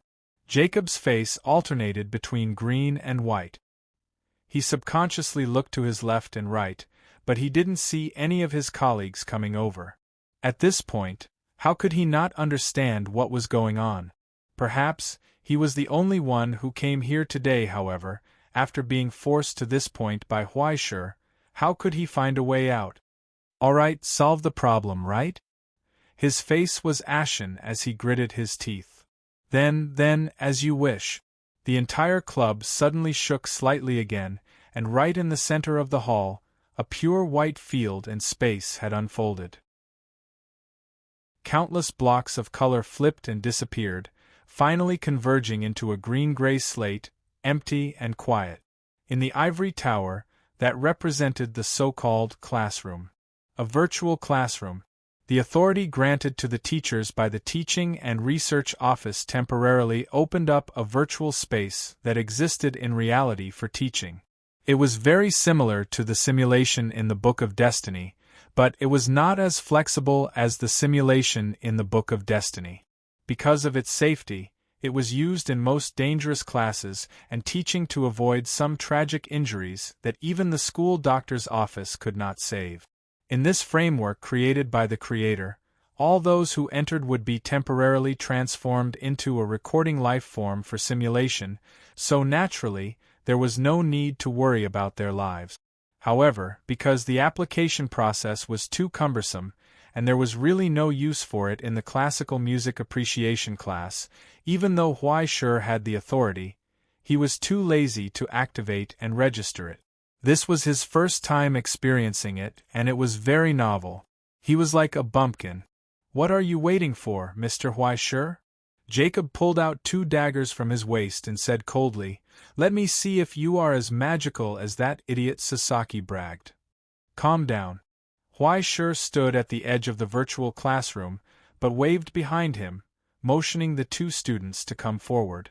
After Lin Huaxia and Yuan Yuan came over, he looked at the faces of the 2 students, thought for a moment, and said seriously, "As a teacher, I have received the trust and expectations of you and your elders, but I am limited by my lack of knowledge. I don't know what to teach you, and I don't know if I can help you grow. From this point of view, I am not qualified as a teacher." Lin Shurjiu and Yuan Yuan opened their mouths to speak, but they saw Huaishur waving his hand, motioning them not to interrupt.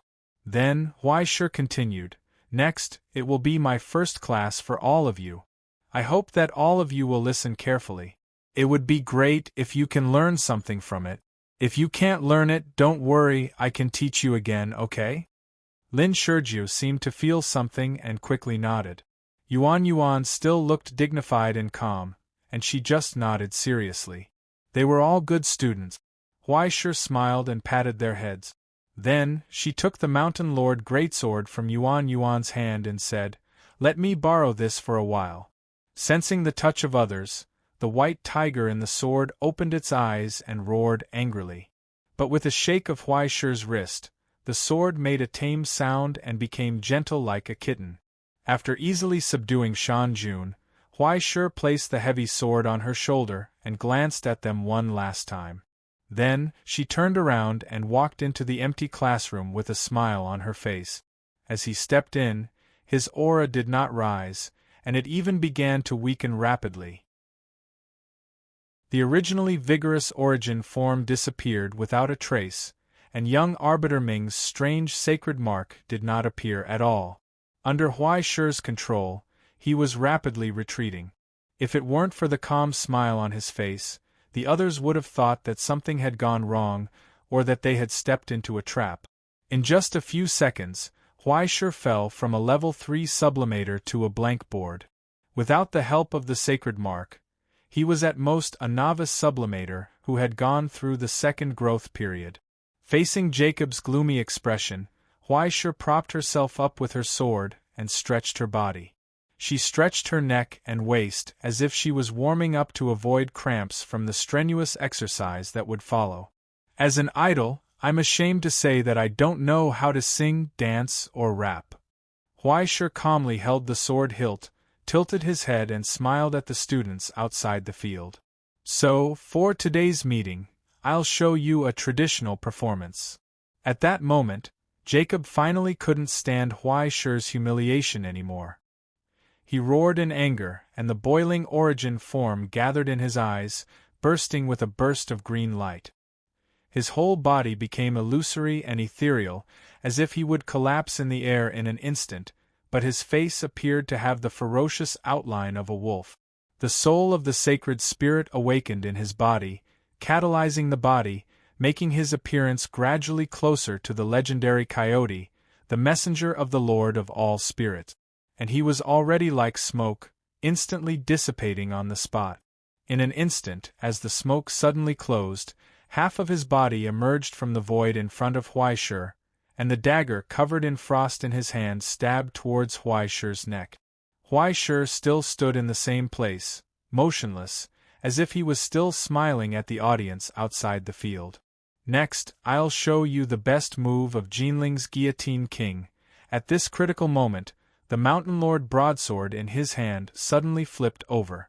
With a wave of his arm, it jumped up. The blade roared and suddenly stirred up layers of air, forming a pale white tornado. The wind follows the tiger, the cloud follows the dragon. Now, the tiger's roar burst out on the blade together with the hurricane, giving the sword an almost unbelievable speed under the drummer's urging. Thunder and lightning flashed and disappeared. The tiger's roar slowly dissipated in the air, and a headless corpse fell from the smoke that suddenly exploded, and then the head that died before it could react.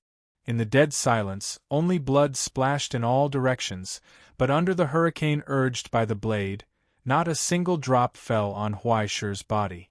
Ignoring the corpse at his feet, he raised his head and looked at Jacob, who appeared on the other side of the empty classroom again, and smiled. His fingers moved.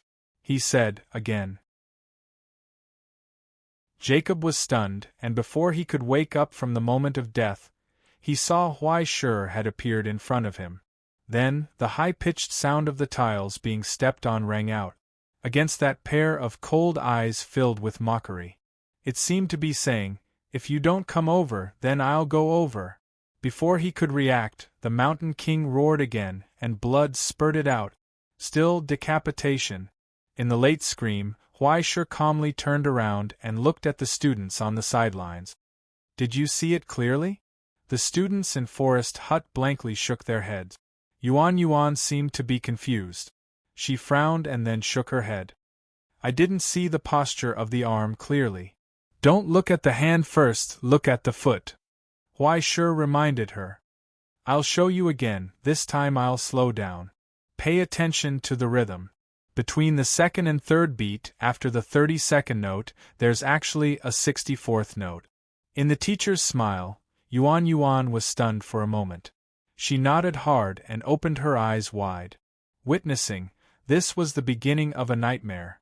Until the 32nd minute, before Jacob completely collapsed, this tragic beheading nightmare had been repeated 244 times. Because Huaishur rested for 5 minutes in the middle. Without the stigmata, his body couldn't support such a high-intensity duel, which was also very reasonable. At first, Jacob would roar and scold, and then it turned into abuse and roaring. Several times in the middle, he wanted to bow his head or simply beg for mercy. But he didn't dare to cancel his virtual classroom, because at the moment of cancellation, he might really be beheaded by Huaishur. In the end, after repeated deaths and ravages, he fell into mechanical numbness. He couldn't speak anymore. During the whole process, Huaishur held the Mountain King and demonstrated a total of 61 sword executions from Dongxia, Yingzhou, Rome, and even America to his students. Among them, he explained the 6 most useful and simplest methods, repeatedly demonstrating until he could completely remember the most basic Forest Hut. By the time he remembered the last method of decapitation, the entire classroom had already turned into a sea of blood and corpses. Amidst the mournful crimson, hundreds of corpses of the same person were randomly piled up in the not-so-spacious space. There was almost no place to stand. In the terrible scene, the only spotless speaker, Huaishur, stepped on Jacob's shoulder and raised his head to emphasize for the last time. "Remember, at this time, you have to step on the shoulder blade, and then exert force downward with your hands like this." As she spoke, Huaishur held the Mountain Lord greatsword with both hands and stabbed downwards. A crisp sound rang out, like a ripe melon falling off the tree. The body under his feet struggled in vain and stopped moving. Only a bloody ball-shaped object was left, slowly rolling on the ground under the slapping of the blade, and finally piling up with its peers. It formed a horrifying hill. Then, today's lesson will end here. Go back and practice on your own. I'll check later, don't slack off. Huai Shi calmly stepped out of the virtual classroom that was rapidly dissipating and collapsing. Jacob's body emerged from the collapsed virtual classroom and fell on his back like a walking corpse. His eyes were empty, and he didn't make any more sound. Huai Shi didn't care about the movement behind him. He just raised his foot and rubbed the non-existent blood on the floor. Then, he turned around and smiled at Morgan, who was beside him, whose face was already pale. When the student makes a mistake, the teacher has to bear the responsibility. When the child breaks the law, the adult has to be educated. This is the same principle. When he passed by, Huai Shi paused for a moment. He patted Morgan's neck and taught him earnestly, "So, the lesson of this story is, children should study hard, understand?" This was the only sentence Huai Shi said to him from the beginning to the end. This was the end of this farce that would be engraved in the shadow of a lifetime. I hope that in the upcoming idol activities, everyone will continue to support me as usual. Before he left, Huai Shi said goodbye to the cute students in the club with a warm smile. Then, in the sharp sound of the ambulance in the school infirmary, he calmly waved his sleeves and left with his students. Of course, he didn't forget his bicycle parked in front of the door. Just like that, Huai Shi's first fan meet and greet came to a successful end. Chapter 508. Thank you, Lu Qingji. 4 hours later, a strange rumor that had never been heard before spread in the teaching and research room. When the professors looked at each other, they were somewhat surprised and stunned. Many colleagues did not expect that the young man, who had been smiling for days, had such a side to him. They also did not expect that he would suddenly show his claws and teeth at this critical moment, not caring whether it would affect the teaching and research room's evaluation of him or the upcoming classroom selection. On this matter, the principal and vice principal kept strangely calm. They neither praised nor criticized him, as if they did not see it. Even after the school administration reported the complaint about the fishing club at the regular meeting, the vice principal was still expressionless. He just glanced at it and then looked away without interest. He only said to follow the rules. Then follow the rules. Due to the fierce conflict with his colleagues and the improper duel that was not approved by the school administration, Huai Shi was given a demerit, a week's salary was deducted, and verbal criticism. Jacob was given a demerit, a week's salary was deducted, and he was allowed to leave the school for half a year. He was almost in a vegetative state. It would take at least 4 or 5 months to find a psychologist to reconstruct his personality, and it would be hard to say whether he would suffer from mental illnesses such as PTSD. To be safe, he would not be able to come back to work for a year. A year later, he might even scream when he saw the duck neck of Dongxia. This made the other teachers who pretended not to hear it secretly relieved. Fortunately, they still had some integrity and did not rush to get involved. Otherwise, they would be the ones on a long vacation. It was scary just thinking about it. His head was chopped off for half an hour. It was really tragic, but it was also really fierce. Although no one knew if the vice principal would take it out and heavily record it when the teaching and research room conducted the classroom qualification review. But now it seemed like the vice principal was handling it lightly. Big things were turned into small things into nothing, and everyone acted as if nothing had happened. After all, the inside story was clear to anyone with eyes. Huai Shi was nothing more than a young man who acted a little fiercely, but didn't he also leave some leeway and a sense of propriety? If he really wanted to be severely punished, Huai Shi would only be deducted half a year's salary and lose the qualification for classroom selection. But because of this, there would be many students who would have to withdraw from the school, and it might even cause a scandal. Why bother? So, let him be. With such tacit understanding, this page was happily turned over, and it could be considered as the beginning of a new chapter. After the meeting ended, Andrea stayed at the back and waited for Anton.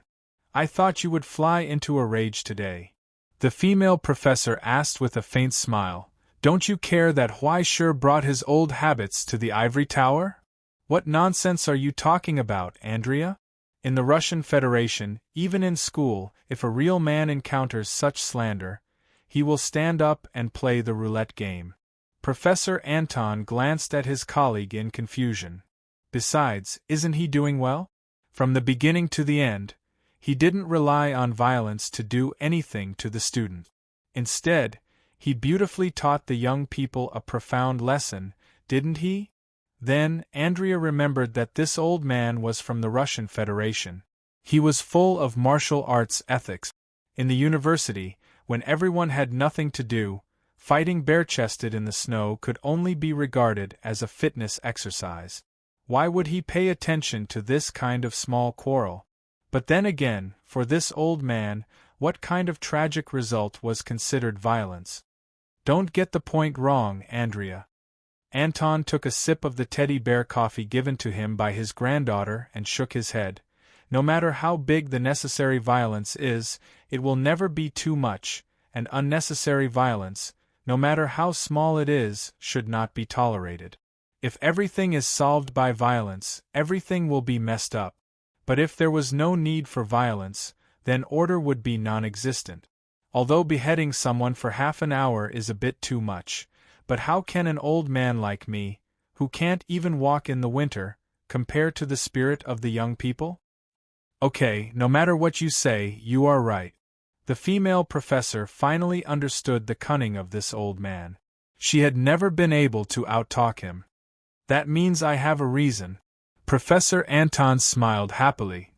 In the following time, Huai returned to his quiet and peaceful daily life. For this kind of elective course, the arrangement of the ivory tower was quite free. There were 8 classes every Tuesday, Wednesday, Friday, and they were all in the afternoon. In other words, if he wanted to slack off, he had a lot of time. Basically, after every class, Huai could check the progress of the cabin in the forest and yuan. As a member of the Lin family, little 19 was particularly embarrassing in this regard, and there was basically no progress. On the one hand, he did not have any foundation in music theory, and on the other hand, he was afraid of pain. His biggest wish was to be able to develop in a corner and then kill the enemy from a distance. With this kind of reincarnated old man as a student, Huai was somewhat helpless. He did not know what to teach. Fortunately, Lin 19 had brought with him a pile of cursing teaching materials and a secret instrument handed down in the family, which was equivalent to learning from a teacher. As long as Huai occasionally provided him with some crystallized source form condensed from negative emotions, and incidentally taught him how to control and use it, he would be self-taught. As for this kind of stubborn person, Huai could not do anything about it. And Lin 19's mood was just as complicated. According to him, if Huai had taken the path of evil karma, he would have almost touched the edge of level 5 just by relying on those few weapons condensed from pure negative emotions. This was no longer a negative energy generator, this was a negative energy nuclear power plant. Therefore, he often looked at Huai with a sense of helplessness, and wished that he could drag Huai along with him to be a bad person. Huai could only politely decline. In contrast, Yuan's progress was quite gratifying. She had a firm grasp of the beheading technique that Huai had taught her.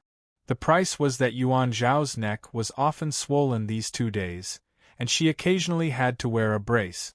Huai really did not know what had happened, so he could only maintain sympathy and then increase his efforts to teach her all the lessons in 2 weeks. During this process, what made Huai even more happy was that Yuan herself also had very solid violin skills. When learning the performance method, there were no obstacles at all, and it was smooth all the way. In just a short week, she had a decent grasp of it. Her talent in the violin was already quite outstanding, and now under Huaishi's request, she changed her swordsmanship practice to violin performance every day, learning from the basics again. And after each classical music appreciation class, there would be additional tutoring and guidance. According to her growth rate, if Huaishi gritted his teeth and went to the Hell Music Association in the Abyss and got a few scores, she might have the foundation to become a disaster musician in 4 or 5 years. The Yuan family was quite generous at this time. Huaishi did not even have to open his mouth and directly collected all the violin-related Hell music on the market and sent them all to the ivory tower. One part was given to Yuan, and the other part was given to teacher Huaishi. He also gave her a set of horse breeding encyclopedias. His horse was too fat, and Yuan could not stand it anymore. After finally stopping Feng Shu's fat otaku plan, Yuan took the horse to her aunt's house every day to exercise, and she finally lost some weight recently. And as such uneventful days passed, Huaishi was surprised to find that young Master Ming's stigmata had changed. Even if it was only a little. Her control of the afterimages was getting better and better, and the maximum distance of teleportation was not only increasing, but the preparation time was also slowly shortening. She had grown. Huaishi had not had time to implement his Abyss Swarm plan, but young Master Ming's destiny had already improved unknowingly? After thinking about it, in the end, he realized that teaching and educating people could also be counted as the growth of a child. With the students' further understanding and learning of classical music, Huaishi also felt that the almost immeasurable correction value was accumulating. Among them, Yuan alone contributed the majority. If he could successfully guide Yuan to become a calamity musician, then he would definitely be able to go further. If he could popularize the sword technique performance method, then he would definitely have a large amount of correction value to be earned. But the problem was that the threshold of the performance method was too high. And most of the calamity musicians were respected musicians, so why would they need to live a life of bloodshed? It could only be said that no one could become rich without a windfall. If he relied on this method to honestly teach and educate people, perhaps it would take 20 years for young Master Ming's destiny to be completely completed. So, he had to find a way in another place. Huaishi pinched his chin and looked at the Abyss Ecology class on the schedule that was gradually approaching day by day, revealing a smile. Whether or not he could make a fortune depended on this. He took out his mobile phone, opened the Metatron cube and the collection of sins, then opened the address book and flipped through the phone numbers inside. It was time to spend money. A week later, the Abyss Ecology class entered the Abyss Plants section as scheduled. It was 7:30 in the morning, before the class started. According to the usual management, the vice principal had already arrived in the classroom in advance. The huge venue that was enough to accommodate an entire grade of students at the same time was still silent. Only a few students who arrived early got up and saluted. The vice principal calmly waved his hand, indicating that they should continue with their self-study and ignore him. After putting his things on the teaching assistant seat, he lowered his head and began to grade the lesson plan in his hand. When the students who came in later passed by, their footsteps paused for a moment, bowed their heads, and greeted him in a low voice. This was not out of fear of his position, but out of respect for this teacher. Regardless of his personality, this vice principal's strict requirements for teaching quality had benefited countless people deeply. Moreover, his serious and dignified personality did not mean that he could not stand others' joke. Although he did not respond to some cold jokes, he never showed his face to others because of his mood. He had never even used his authority to seek the slightest bit of benefit. When it came to his students, he never hid anything from them. Just this point alone was enough to earn the respect of others. If he was just a gloomy and mean man, how could he become the vice principal of the ivory tower? Chapter 509. In the administrative system of the ivory tower, in addition to only one principal, there were 3 permanent vice principals in charge of various aspects. One vice principal was in charge of the institutional operations of the abyss and was often not in the school. Another vice principal was in charge of confidential projects and various research and basically never appeared in public. Therefore, the only one who came out to take over the school's affairs and the management of the teaching and research room when the principal disappeared from time to time was Mr. Isaac, who never talked about his family background. If it weren't for him, the school's operation might not be as simple and efficient as it was today. What was even more surprising was that, after dealing with those complicated affairs, he still had time to teach and lead students. He was simply full of energy. Like a clock, every minute was full of efficiency. There wasn't a single bit of waste. Just after he temporarily sorted out the reports in his hand, he finally raised his head and took a sip of water. There were still 15 minutes before class. Behind the seat, a bold student came up and asked, "Teacher Isaac, are you going to talk about botany today? It is said to be very complicated. Can the homework be less?" "I'm not the one who is going to talk about this. It depends on the arrangement of the assistant teacher." "Which assistant teacher?" The students wondered. Didn't Mr. Samuel go on vacation? Is it Mr. Dongxiang? It can't be the music teacher who is here to make up the numbers, right? The vice principal rarely turned back. He was still expressionless, but his expression became serious. "There is no teacher here to make up the numbers. Those who can come here are all teachers who are recognized by the teaching and research room as having talent and can bear the responsibility of teaching. In any case, you have to respect your teachers." Several students were stunned and speechless, but they still asked boldly, "Didn't I hear that he is only 18 years old? He is younger than me. Isn't Martin only 13 years old?" The vice principal shook his head. The amount of knowledge can't be judged by age. Without real teaching, how can you measure whether a teacher is competent? This course is the most rigorous compulsory assessment. It is related to your life. No matter what, the school will not joke about this kind of thing. The topic ended here. Not long after, 10 minutes before class, Huaisher also came in from the door. In addition to the lesson plan, he was carrying a heavy suitcase in his hand. After seeing the vice principal, he came over to say hello.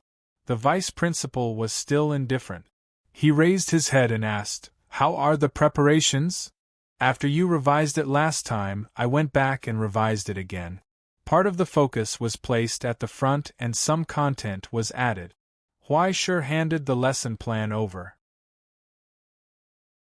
"Do you want to take a look at it again?" "No need." The vice principal shook his head and glanced at the box in his hand. "What's that?" Huaisher smiled. "Some plant specimens and some auxiliary prop.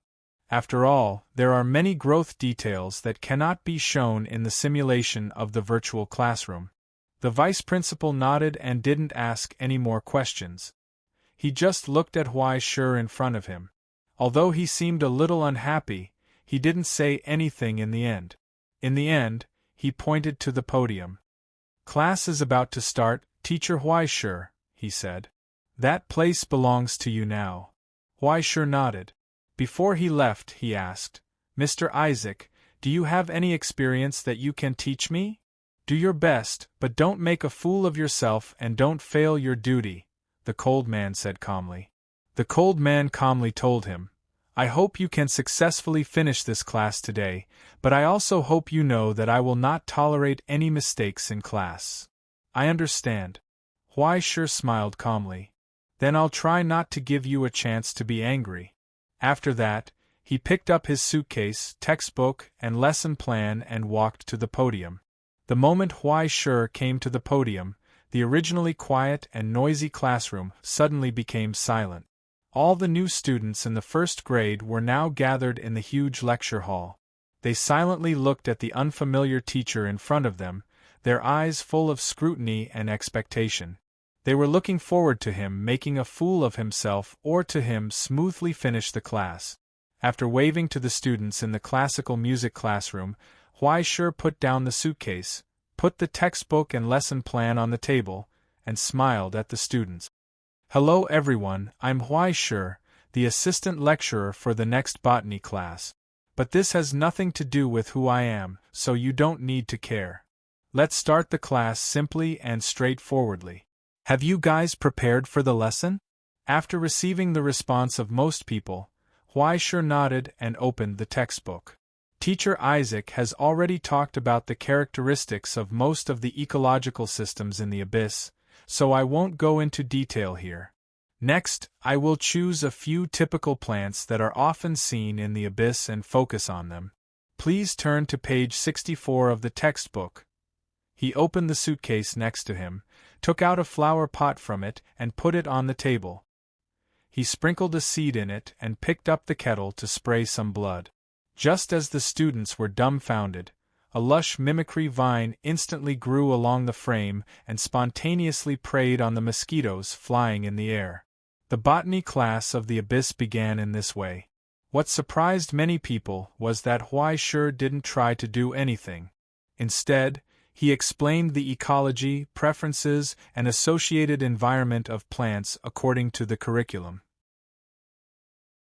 Although the order was a little messy and not according to species, there was no plant that he couldn't grow as long as it was mentioned in the textbook. It wasn't just the students. Even the assistant lecturers below had their eyes open today. With the complex collection of the entire Mount Tai behind him, Huai Shi wouldn't be afraid of such a small formation staff. If he started to talk, he could talk for a month. After explaining one side from beginning to end, he could still talk about the subspecies for 2 months. As a result, Huai Shi, a newcomer, was able to smoothly teach a 4-hour class. Every 45 minutes, there was a 10-minute question period. The various strange questions of the students didn't cause much trouble for Huai Shi. There was no need to talk about what he knew. As for what he didn't know, he simply planted one on the spot for experiment. Even if he couldn't come to a conclusion for the time being, he could leave it as a research topic for the students of ecology. Throughout the whole process, even if the vice principal looked at it with his most demanding standards, he couldn't find any mistakes. For a moment, he didn't know whether to feel gratified or regretful. Therefore, he remained expressionless. Of course, if there were to be flaws, it wasn't that there weren't any. It was Huai Shi's first time teaching such a big class. Obviously, he was inexperienced and had a poor sense of rhythm. He finished the 4-hour class in 3 hours. Although some of the knowledge points could be strengthened by reviewing homework after class, there was still a flaw that couldn't be avoided.